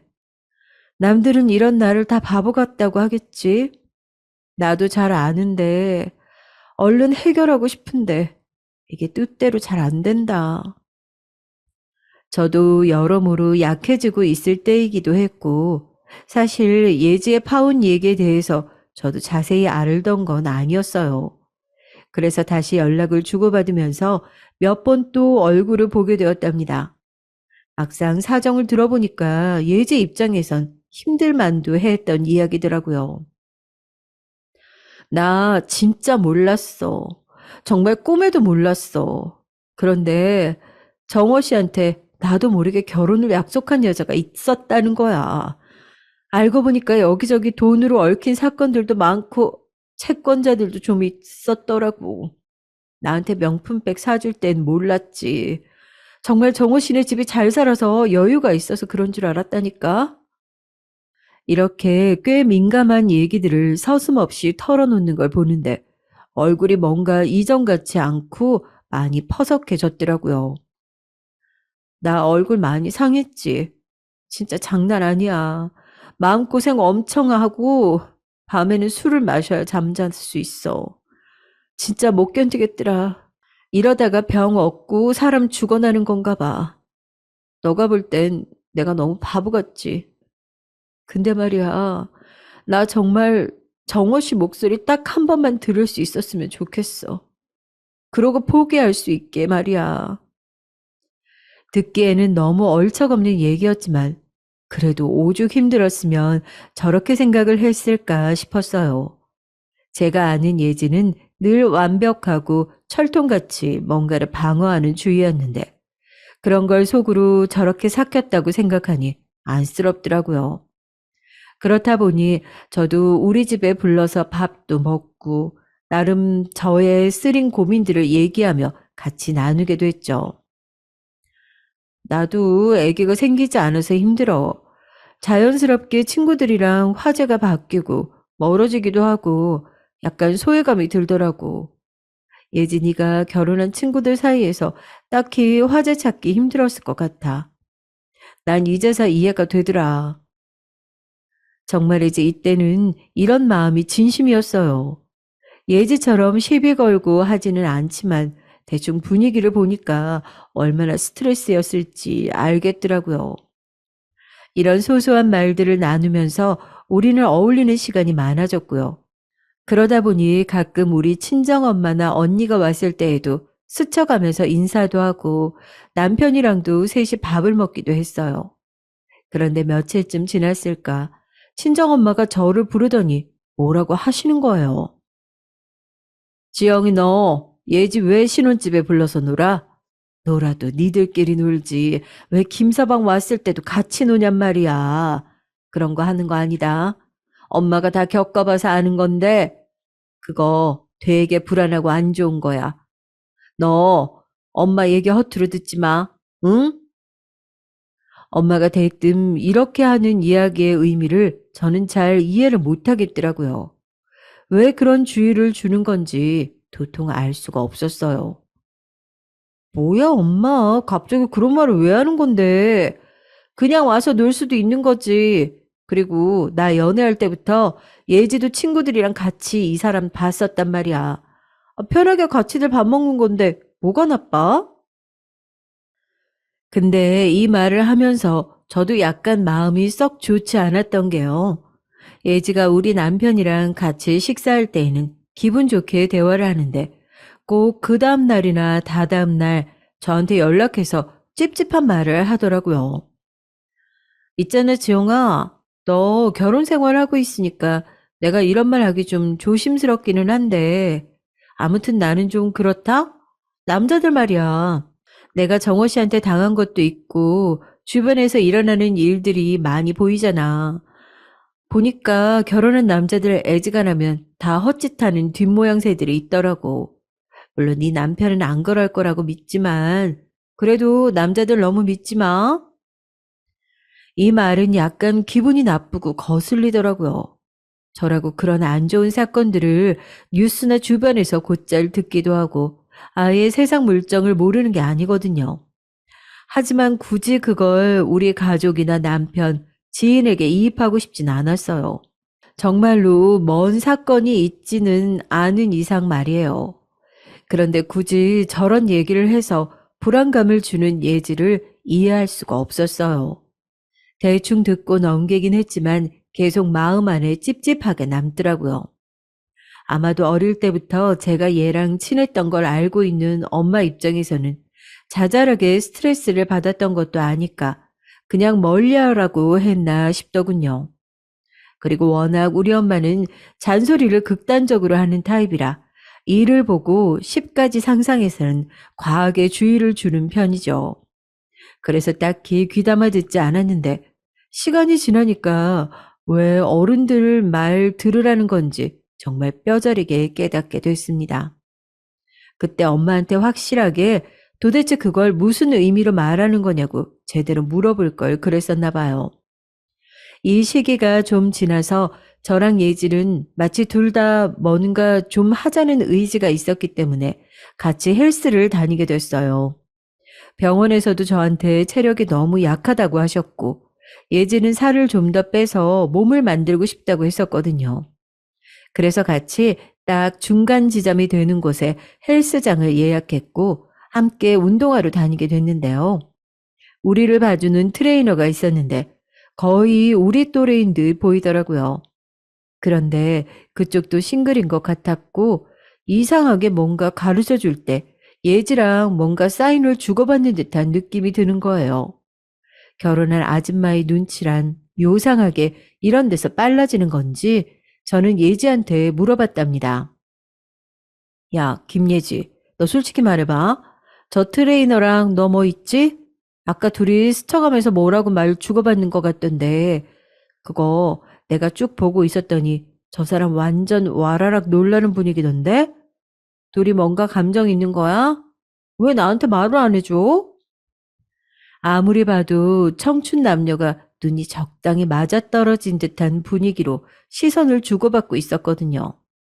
아니나 다를까 얘도 부인은 안 하는 거예요. 아, 그게 영민 씨랑 사귀게 됐거든. 그냥 무던하게 나도 만나고 싶어서 헬스장은 이제 그만 다니려고 해. 지영이 너는 취미 붙였으니까 계속 다니면 되지. 아, 근데 나 한 가지 부탁이 있어. 뭐 여기까지는 좋았고 저도 신기해서 뭔가 막 물어보려던 참에 얘가 대뜸 황당한 말을 하더라고요. 저는 정말 아무것도 모르고 있었는데 말이죠. 있잖아, 다음부터는 트레이너 바꾸는 게 어때? 아니 뭐 너는 결혼했으니까 상관이 없다지만 그래도 뭐랄까 좀 그래. 괜히 좀 그렇잖아. 나랑 사귀는 남자인데 내 지인 운동하는 거 계속 봐주고 신경 쓰는 거 좀 별로여서 말이야. 저야 아무런 상관이 없다지만 본인이 굳이 신경 쓰인다면 어쩔 수 없는 거잖아요. 그래서 저도 그날 좀 생각해 보다가 헬스장에 전화해서 트레이너를 바꿔달라고 했어요. 그래서 그런가 했는데 얼마 후에 얘가 셋이서 대뜸 술을 마시러 가자면서 부르는 거예요. 저도 딱히 안 가기도 좀 그래서 약속을 잡았는데 역시나 예지는 트레이너 옆에 딱 달라붙어 앉아서는 저를 맞은편에 앉게 하더니 엄청 깔깔거리면서 계속 들떠 있는 거예요. 자기가 셋이서 밥 먹고 놀자고 불러놓고는 왜 유독 자리를 저렇게 잡았나 싶더군요. 어쨌든 그렇게 시간을 보내고 있던 사이 얘가 취한 건지 점점 선을 넘는 게 느껴지더라고요. 괜히 가만히 있는 저를 가리키면서 별로 친하지도 않고 잘 아는 사이도 아닌 트레이너 앞에서 망신을 주는 거예요. 야, 지영아, 맞다, 맞다. 너 쌍꺼풀 수술 어디서 했더라? 그때 너 완전 동네 어느 병원에서 해서 싸게 하지 않았어? 그때 막 80만 원 하던 시절 아니야? 그치? 아니, 이 얘기를 뜬금없이 왜 하나 싶어서 저는 눈을 꿈뻑이면서 한참 쳐다봤어요. 너무 어이가 없어서 쳐다본 건데 얘는 그 사이 쉬지 않고 막 뭘 계속 날려대는 거예요. 근데 얼굴에 뭐 넣고 그러면 시간 지나서 이물감 생기고 좀 이상하지 않아? 너 괜찮았어? 아니, 나도 할까 하는데 나중에 진짜 어중간하게 어딘 괜찮고 여기는 이상하고 그럴까 봐 짜증나. 너 예후가 어떤지 보고 나도 하던지 결정을 해야겠다. 이런 쓰잘데기 없는 소리들만 하고 있길래 점점 짜증이 나더라고요. 일어설까 하려던 차에 그 트레이너가 먼저 일어서는 거예요. 저기, 저는 이만 가볼게요. 그럼 좋은 시간들 되세요. 그러고는 겉옷을 집어들고 훌쩍 나가버리는데 뭔가 분위기가 이상해도 너무 이상한 것 같은 거예요. 솔직히 저도 그 자리에 계속 있고 싶지는 않았지만 얘가 워낙에 너무 취해 보이는 데다 그냥 할 바는 하고 가야 할 것 같아서 다시 자리에 앉았어요.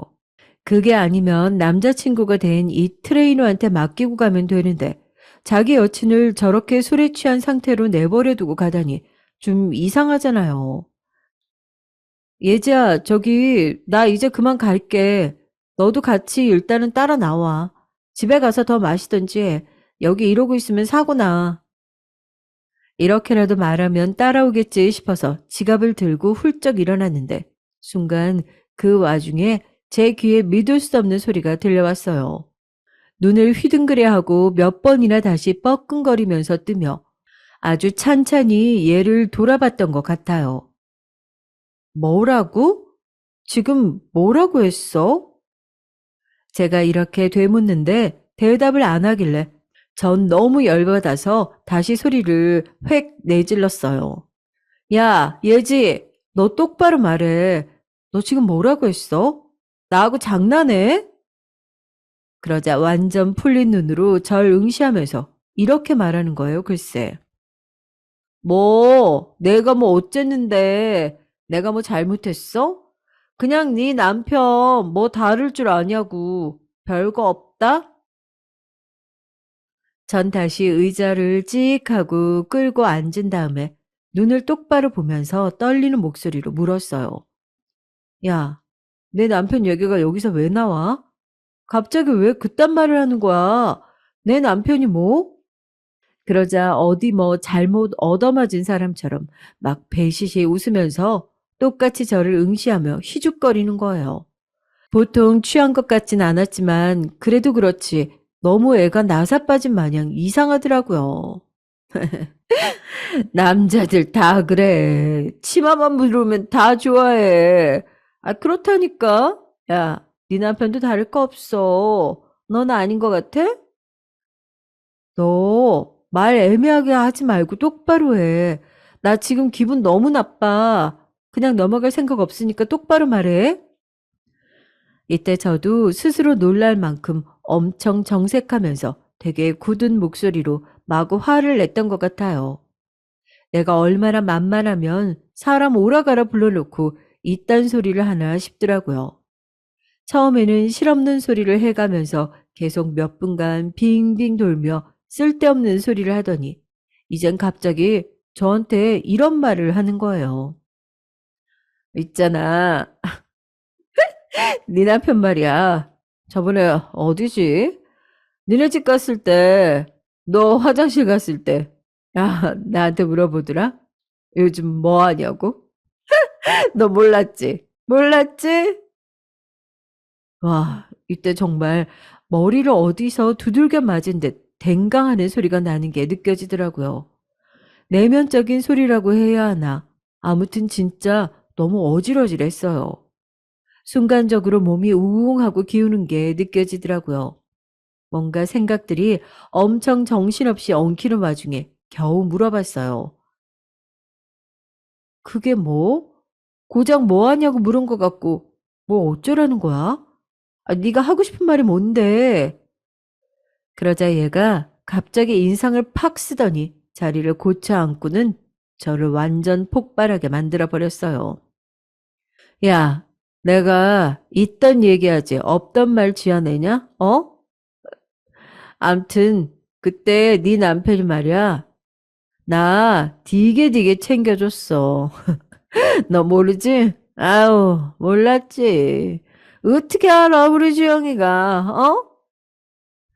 세상에 이러면서 얘가 엄청 빈정거리며 제 볼을 꽉 잡아당기는 거예요. 정말 눈앞이 노래지면서 별이 시끄럽게 와장창 도는 느낌이 나더라고요. 손을 획 걷어치우곤 저도 이성을 잃고 마구 소리를 질러댔는데요. 어찌나 열이 받던지 주변의 사람들이 다 쳐다보고 주인 아주머니가 가까이 다가오는데도 신경을 못 쓸 지경이더라고요.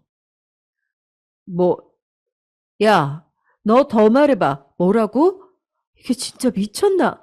잘 지내보려고 했더니 진짜 미친 거 아니야? 왜 그래 정말? 뭔가 말이 앞뒤가 안 맞는 말들을 엉망으로 쏟아내면서 엄청 뭐라고 퍼부어댔는데 거기서 또 충격적인 말을 들었어요. 이제는 머리가 좀 아파오면서 도대체 남편과 얘 사이에 뭔 일이 있었는지 감도 안 잡히더라고요. 야, 너나 네 남편 간수 잘해. 나보고 따뜻하게 다니라고 핫팩도 줬어. 그러다가 지영이 네 들어오니까 바로 얼굴 철판 깔더라. 내가 작정하고 꼬시면 넘어가겠더만. 너 말이야. 친구 잘 된 줄 알아. 나니까 불장난 안 치고 그냥 넘어가 준 거야. 뭔 말인지 알지? 정말 전 안 그래도 그때쯤 난임 상태며 스트레스가 많은 와중에 정신력으로만 힘들게 이겨내고 있던 차에 남편과 친구 사이에 타오른 이 망할 불씨 같은 이야기를 듣고 있으니 환장하겠더라고요. 그러면서 얘가 바로 주워 담는 말 꼬라지가 정말 너무 웃기지도 않아서 순간적으로 옆에 있는 뭐라도 던질 뻔했죠.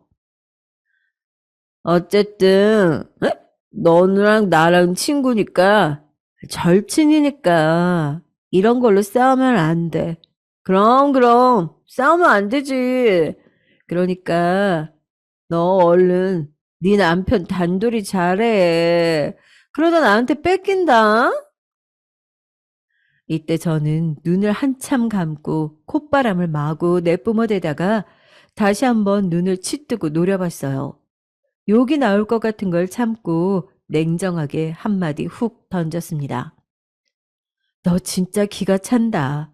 술 들어가면 진심이 나오는 거야? 네가 날 어떻게 생각했는지 알겠네. 뭐 친구? 웬 놈의 친구라는 게 친구 남편하고 어쩔 생각을 하고 앉아 있어? 어? 내 남편이 먼저 너한테 추파 던졌다고? 그래. 그럼 말 나온 김에 잘 해봐. 잘 해볼래 한번? 그러자 얘는 뭐 그 순간 술이라도 확 깼는지 눈을 똑바로 고쳐뜨고 절 쳐다보더라고요. 뭘 봐. 네 입으로 말했잖아. 네가 꼬시면 넘어가겠다며. 그럼 꼬셔봐 한번. 너까지 거한테 넘어가는 인간이면 나도 필요 없어. 그냥 네가 주워다가 가져. 가지라고. 얘도 이쯤부터 인상을 확 쓰더니 더 빈정대지는 못하고 옆에 있는 물을 한 잔 들이키더군요. 야, 너 진짜 정말 같지도 않다. 나 진짜 못 참겠어. 꼬셔봐, 그럼. 너 못 꼬시기만 해봐.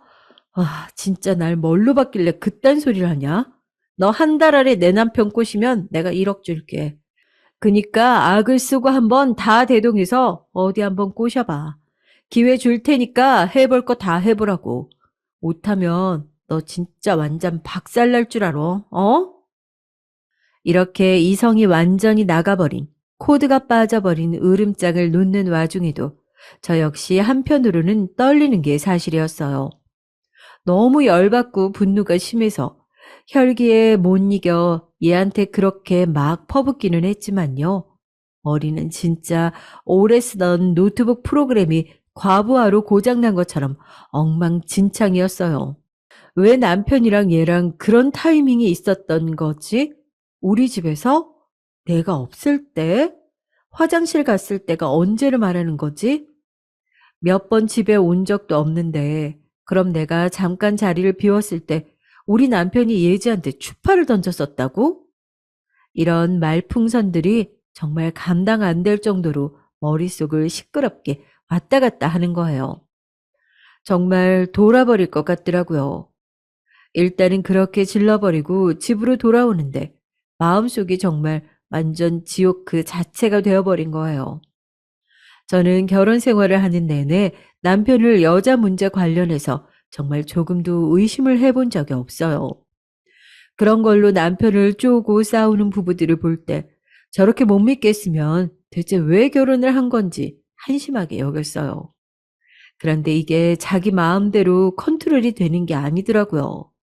의심스러운 상황을 눈앞에서 발견하거나 들었는데 그 뒤로 그냥 생각을 멈추고 쭉 가는 건 고문 그 자체였습니다.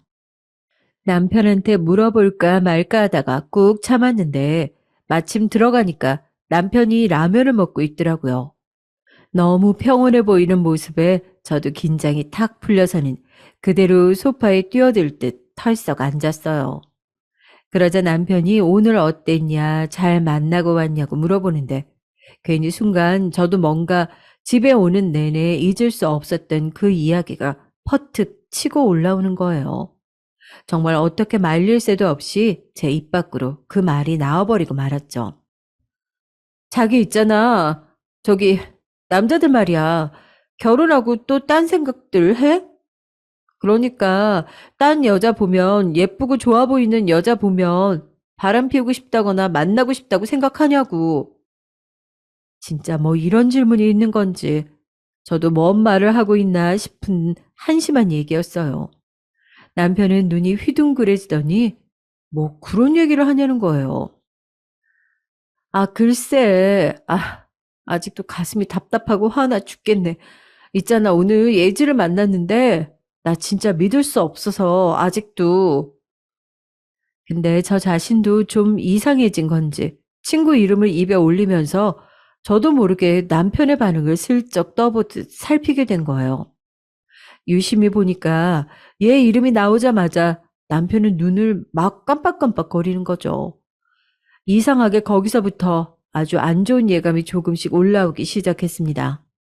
절대 제 입으로 물어보고 싶지 않았던 말을 며칠은 좀 더 생각해 보겠다고 다짐했던 그 말을 그냥 즉시 뱉어버리고 만 거예요.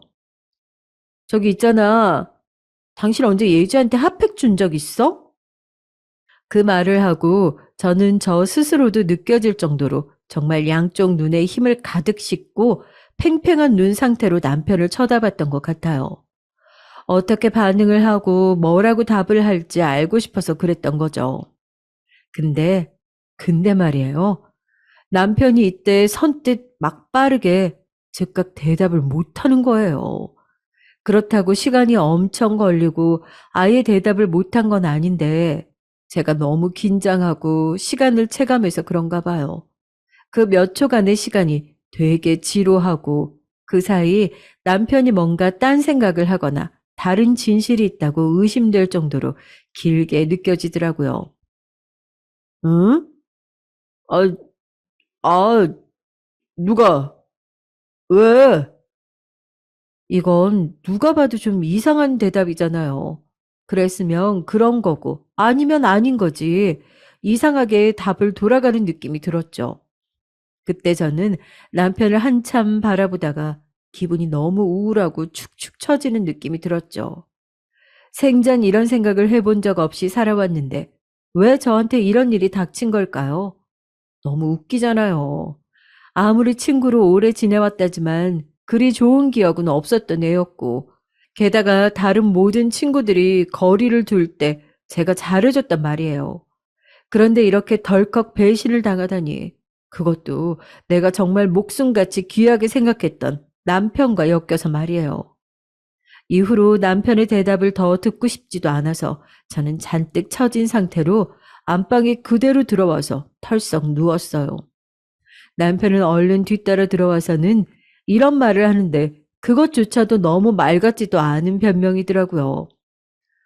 저기, 예지, 그래. 그 친구 예지 씨가 먼저 핫팩 없냐고 물어봤어. 그래서 내가 선반에 있는 거, 자기도 알잖아. 그 선반에 둔 핫팩들. 나 출근할 때 맨날 가지고 나가는 거. 그거 생각나서 두어 개 챙겨준 거야. 자기 친구니까. 하나만 주기 좀 그러니까. 응? 이 말에 대꾸도 안 하고 그대로 있는 절 보고 남편은 대체 왜 이러냐면서 저에게 뭐라고 하는 거예요. 아, 그게 왜? 핫팩이 왜? 뭐 때문에 이렇게 성이 난 거야? 나한테도 뭘 말할 기회를 줘. 아니, 무슨 기회는 기회라는 건지, 뭘 시작하고 어쨌길래 평소에 잘 안 하는 저런 대사를 하는 건지, 갈수록 점점 미궁 속으로 상황이 빠져드는 느낌이 들었죠. 이후로 전 정말 살아도 사는 것 같지 않은 답답한 날들을 보내게 됐습니다.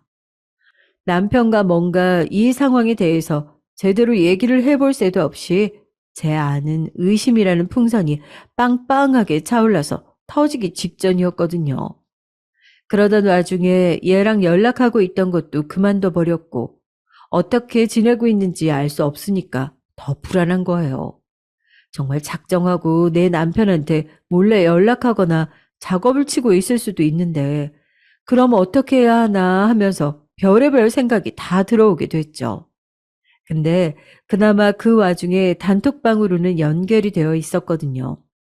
친구들 4명이 다 같이 들어가 있던 단톡방은 남아 있었는데 마침 거기에 이제 거의 출산일이 가까워진 친구가 글을 남긴 거예요.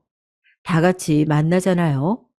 그런데 절대 그럴 기분도 아니었고 그렇다고 너무 티나게 성 긋고 단톡방을 나가버리기도 애매하더라고요.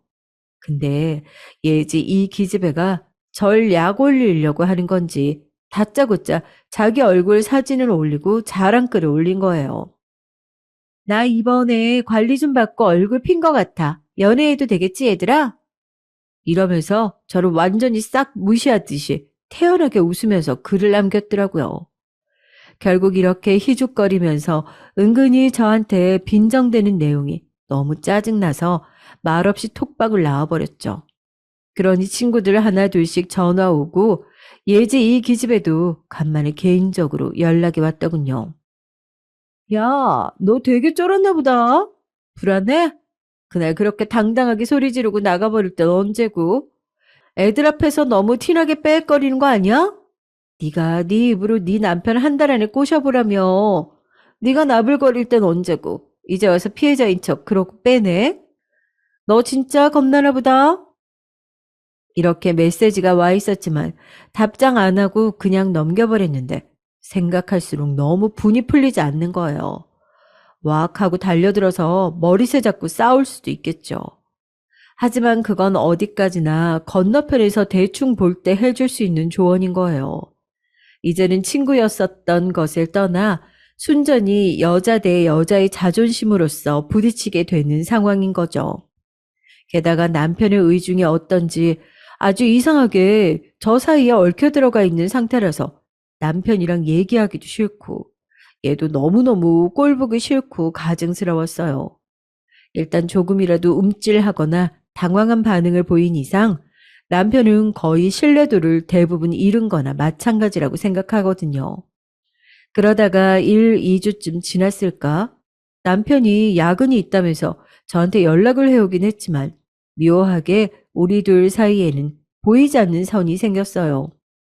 몇 번 서툴게 뭔가 변명하려고 다가오는 모습을 보니 더 억울하고 눈물이 나고 기가 막히고 남편의 퇴근이 늦어질 때면 불안해서 잠을 잘 수가 없더라고요. 참다 참다 엄마한테 상담을 했다가 정말 옆에 있었다면 등짝 한 수백 대는 얻어맞았을 뻔했어요. 아이고 속 터져. 이거사 미쳤나 봐 진짜. 요즘 아무리 세상이 멋대로 돌아간다지만 할 짓거리가 있고 아닌 게 따로 있지. 바보도 아니고 친구랑 그런 얘기를 하고 앉아 있어. 엄마 내 얘기가 아니야. 내가 하고 싶어서 그런 게 아니라니까. 예지가 먼저 나한테 네 남편 어쩌고 하면서 시비를 걸었다니까? 걔가 내 자존심을 먼저 건드렸어. 아, 그런 말을 할 수밖에 없는 상황 만들었다고. 엄마는 제 얘기는 더 듣지도 않고 뭐라고 막 하는데 이전에 저한테 친구 너무 자주 보지 말라던 말을 다시 끌고 오시는 거예요. 문득 저도 생각나서 소름이 확 돋았죠. 이거사, 엄마가 괜히 그런 말 한 게 아니야. 엄마도 경험이 있다고. 아니, 이건 또 뭔 소리인지, 뭐 이렇게 놀람의 연속인가 싶어서 당황스러웠습니다. 엄마는 뭔가 말하려다가 잠깐 망설이는 것 같더니 한숨을 푹 쉬면서 털어놓으시더군요. 너 엄마 친구 영숙이 이모 기억나? 아, 어릴 때 너 바비 인형 많이 사주고, 아, 그 맨날 놀러 오던 이모 말이야. 아, 그 이모? 생각날 것 같아. 아, 나 초등학교 땐가? 시집 안 간 이모였지? 근데 갑자기 왜? 걔 말이야, 걔가, 니네 아빠한테 뒤에서 헛짓하다가 엄마한테 걸린 적이 있어. 아휴, 이런 얘기를 하고 앉아있는 내가. 이때 정말 전 세상이 뒤집어질 때 놀랐지 뭐예요. 맨날 저한테 맛있는 것도 잘 사주고 엄마 없을 때 저랑 언니를 봐주기도 했던 착한 이모인데 우리 아빠한테 뭘 어쩌고 어쨌다는 건지 정말 놀라고 말았죠. 난 아무것도 몰랐는데 네 아빠가 난감해 죽겠다면서 엄마한테 얘기를 해준 거야. 너치랑 도망가자고 했었다나. 하여간 기절할 노릇이지. 아유, 몇십 년 전 일을 생각하니까 또 가슴에 돌덩이가 꽉 막힌처럼 화가 올라오네. 정말 놀랄 노자의 이야기였는데 하여간 엄마는 그런 경험이 옛날에 있어서인지 저나 언니한테 은근한 언지를 줬던 것 같아요. 제가 비슷한 꼴을 당했다고 하니까 더 어이가 없고 기가 막혔을 테고요. 헌데 그건 엄마의 이야기고 저는 참 뭔가 싶더라고요. 다행히 아빠가 알려주어서 일단락 되긴 했지만 엄마는 소름이 돋고 화병이 나서 몇 년 그 여운이 길게 갔었다고 해요. 저도 막 속이 미식거리고 잠도 못 자고 만사가 다 우울하고 의욕이 생기지 않더라고요.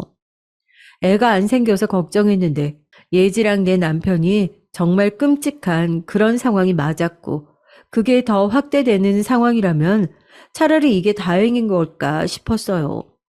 결국 저는 남편 얼굴을 보고 싶지도 않고 마주치는 것도 너무 힘들어서 며칠을 친정에서 잤어요. 하지만 이대로 더 길어져도 안 될 것 같아서 저녁쯤 들어갔는데 그때 남편이 거실 불도 안 켠 상태로 소파에 앉아 있더라고요. 그러더니 절 보자마자 되게 무겁게 입을 여는 거예요. 어, 나 할 말이 있어. 잠깐 얘기 좀 하자. 잠깐이면 되니까. 이때 등 뒤로 정말 저 발꿈치 끝에서부터 소름이 쫙 올라붙는 게 느껴졌어요. 저도 머릿속으로 몇 번은 생각했던 부분이긴 하지만 막상 눈앞에서 마주하니까 두려움이 멀미처럼 밀려들더라고요.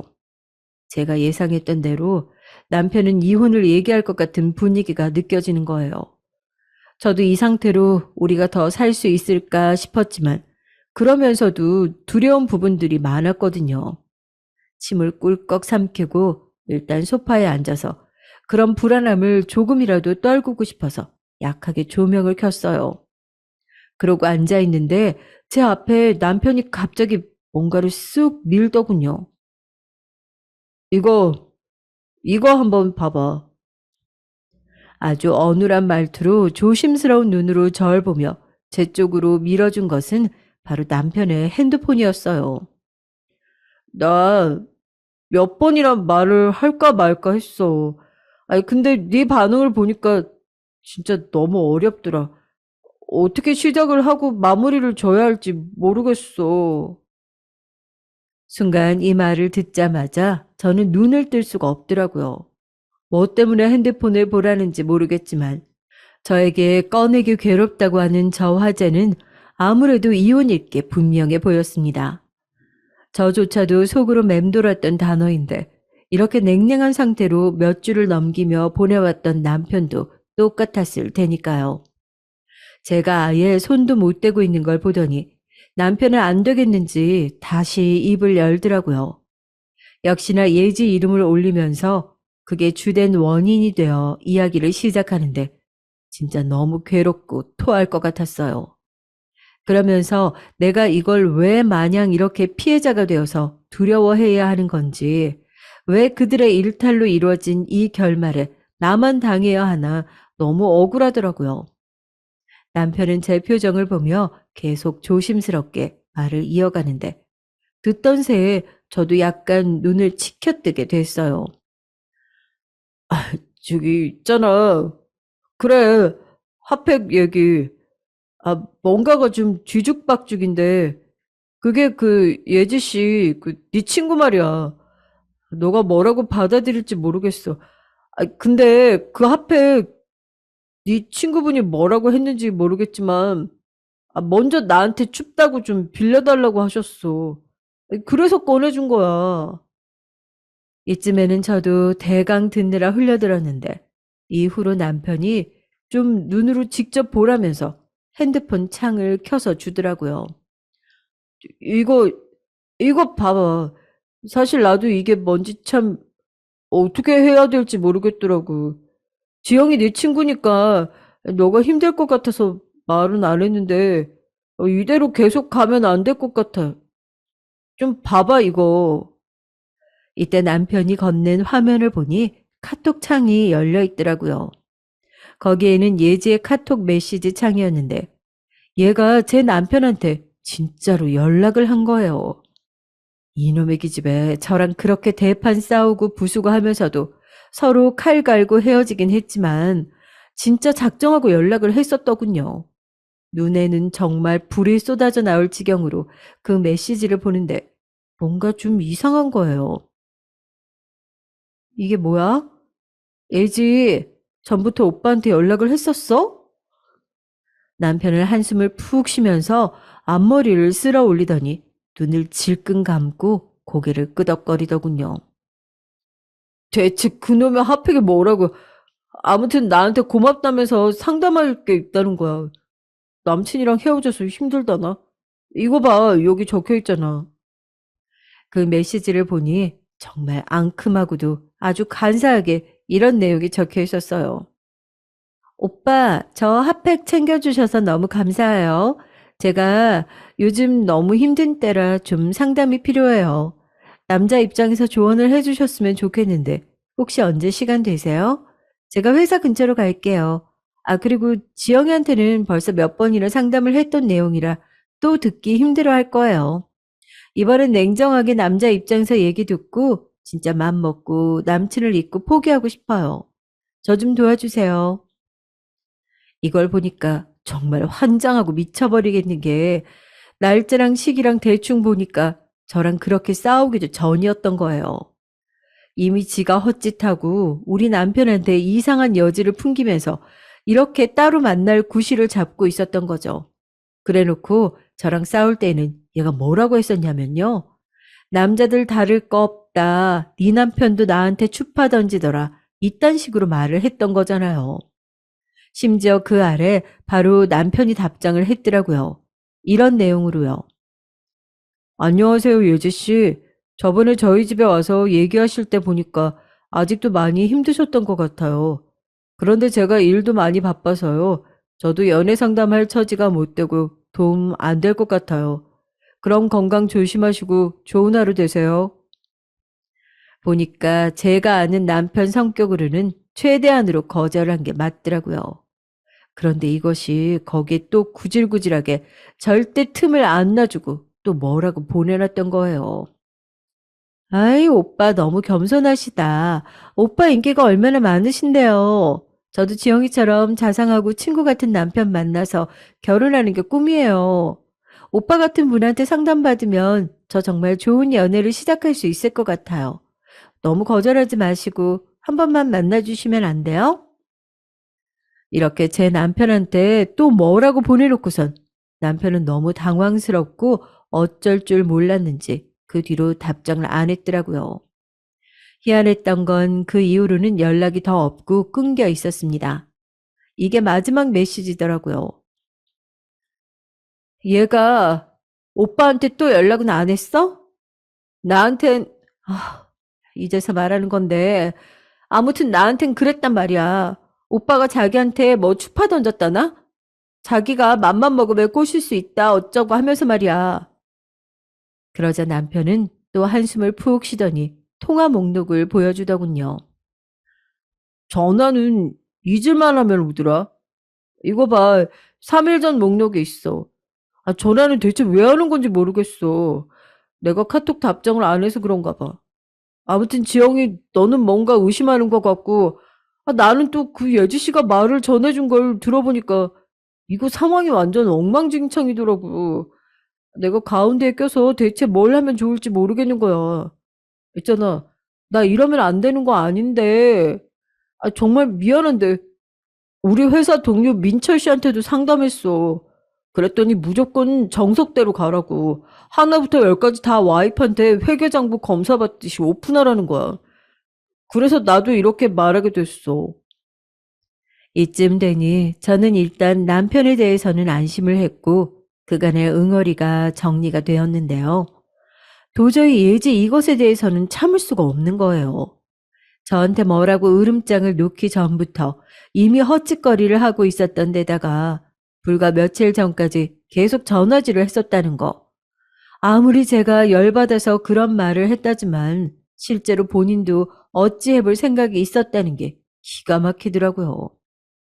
남편과 더 얘기할 것 없이 저는 곧장 전화를 들고 안방으로 가서 예지에게 전화를 걸었어요.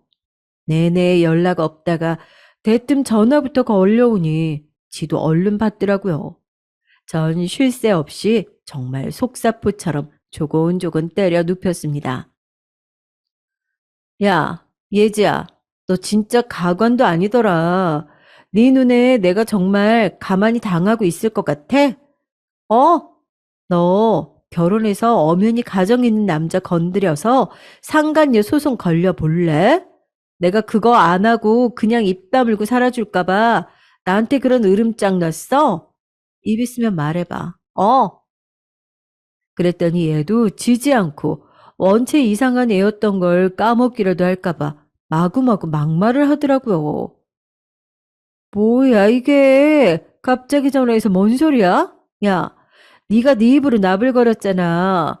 지가 지 남자한테 자신 없어서 나한테 으르렁 거릴 땐 언제고. 뭐야? 뭔 멍멍이 같은 소리래? 누구 맘대로 내가 상간녀야? 이제 어지간히 자신 없어 죽겠으니까 별 거지 같은 소리를 다 하네. 이때 바로 받아치는 제 입에서는 정말 불이 안 나간 게 다행일 정도로 끝없이 이어지는 속사포 같은 말들이 터져 나왔어요. 끝으로 갈수록 지도 꿀리는 게 있어서 그런지 결국은 입을 닫더군요. 너 진짜 골 때린다. 나 지금 남편이 보여준 내역 다 봤는데 너 이거 갖고 내가 소송 걸고 집어넣어 버리면 어쩔래? 법 모르니까 함부로 얘기하는 거 같지? 그래. 그럼 나보다 훨씬 똑똑하니까 이건 네가 알아보고 그걸 안 걸릴 자신 있으면 내가 네 회사에다가 네 카톡 다 프린트해서 뿌려줄까? 야, 그런 짓 하기도 솔직히 너무 눈물나게 불쌍하다 너. 생각 외로 제가 세게 나오니 정말 일을 저지를까 싶었는지 이때부터 조용해지더군요. 그리고 말이야, 불쌍해서 이 말은 안 하려고 했는데 남편이 너 전화 오는 거 너무 지겹다고 대신 전해달래. 못 믿겠으면 바꿔줄까? 야, 너 진짜 정신 차려. 진짜 어지간히 주변에 남자 없고 매력이 없고 외로워 죽겠으면 네 절친이랍시고 오래 만나주던 친구 남편한테 침을 바르냐? 스스로 비참하지도 않아? 너 그렇게 궁해? 그렇게 비참하고 남자가 없어서 막 못 살고 돌아버릴 지경이야? 진짜 이걸 불쌍해서 어떻게 구제해주지? 세상 천지에 너처럼 신세 박살나고 불쌍한 여자가 어딨어. 얼마나 남자가 궁하면 친구 남친도 아니고 남편한테 태연하게 그런 연락질을 하냐고. 이렇게 말을 하는 저 자체부터가 일단 소름이 끼칠 지경인 거예요. 말을 하면서 더 화가 막 북돋아 오르더군요. 이러고 전화를 끊어버렸지만 생각할수록 예제 이것 때문에 제가 정신적으로 힘든 상태였던 데다가 남편과도 힘들었던 걸 떠올리니 정말 이대로 못 견디겠더라고요. 친구들 한 명씩 만나서 그제서 이런 사정을 풀어두었고요. 친구들은 도저히 견딜 수가 없다며 힘겹게 말을 하더군요. 아, 안 되겠다. 야, 우리 이제 예지랑 인연 다 한 것 같아. 그만하자. 걔는 그냥 인생 알아서 살면 될 것 같아. 전부터 느꼈지만 걔 눈에 우리는 친구도 뭣도 아니야. 그냥 익숙한 자기 시녀들이라고 느꼈던 것 같네. 나 대충 걔한테 이러저러 해서 너랑 이제 그만 보겠다고 말하고 차단해야겠어. 지영이 너만 이번에 얻어 걸린 거지. 수진이랑 나도 그런 일 당하지 말란 법 있어? 그러고 보니까 걔 저래도 내 남편한테 묘하게 친절하게 굴더라고. 아무튼 우리 얘랑 이제 정리하자. 그리하여 친구들도 다 같이 얘와 절교를 하게 됐고 지도 꼴에 이렇게 될 줄 알았던 건지 절교를 표하는 친구들 연락에 아무런 답을 안 했던 거예요.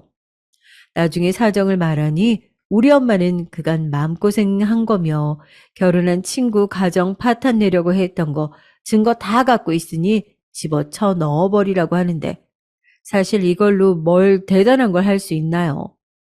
실제로 남편이랑 이렇게 놀아는 것도 아니고 한편으론 남편이 이런 부분으로 얼마나 고생을 했을까 싶어서 억울함에 눈물이 나더라고요. 남편도 괜시리 가운데 껴서 숨죽여 지내고 우리 둘이 너무 의미 없는 싸움과 마음고생을 했던 것 같아서 뒤늦게 눈물이 마구 터져 나왔어요. 쓴 말을 해대고 인연을 끊고 해도 좀처럼 잊혀지질 않고 가슴에 생채기가 크게 남더라고요. 이게 뭐라고 제가 이렇게 통곡하고 오열을 할 일인지 하여간 다시는 이런 경험은 하고 싶지 않네요. 그 기집애는 주변에 남자 없다고 그렇게 외롭다 해대더니 그나마 주변에 있던 친구인 우리까지 끊어진 셈이 됐네요. 몇 번이나 걔 회사에 퍼뜨리는 거, 걔네 가족한테 알리는 걸 꿈꾸고 있지만 이제 그만 신경을 쓰고 싶지 않아요.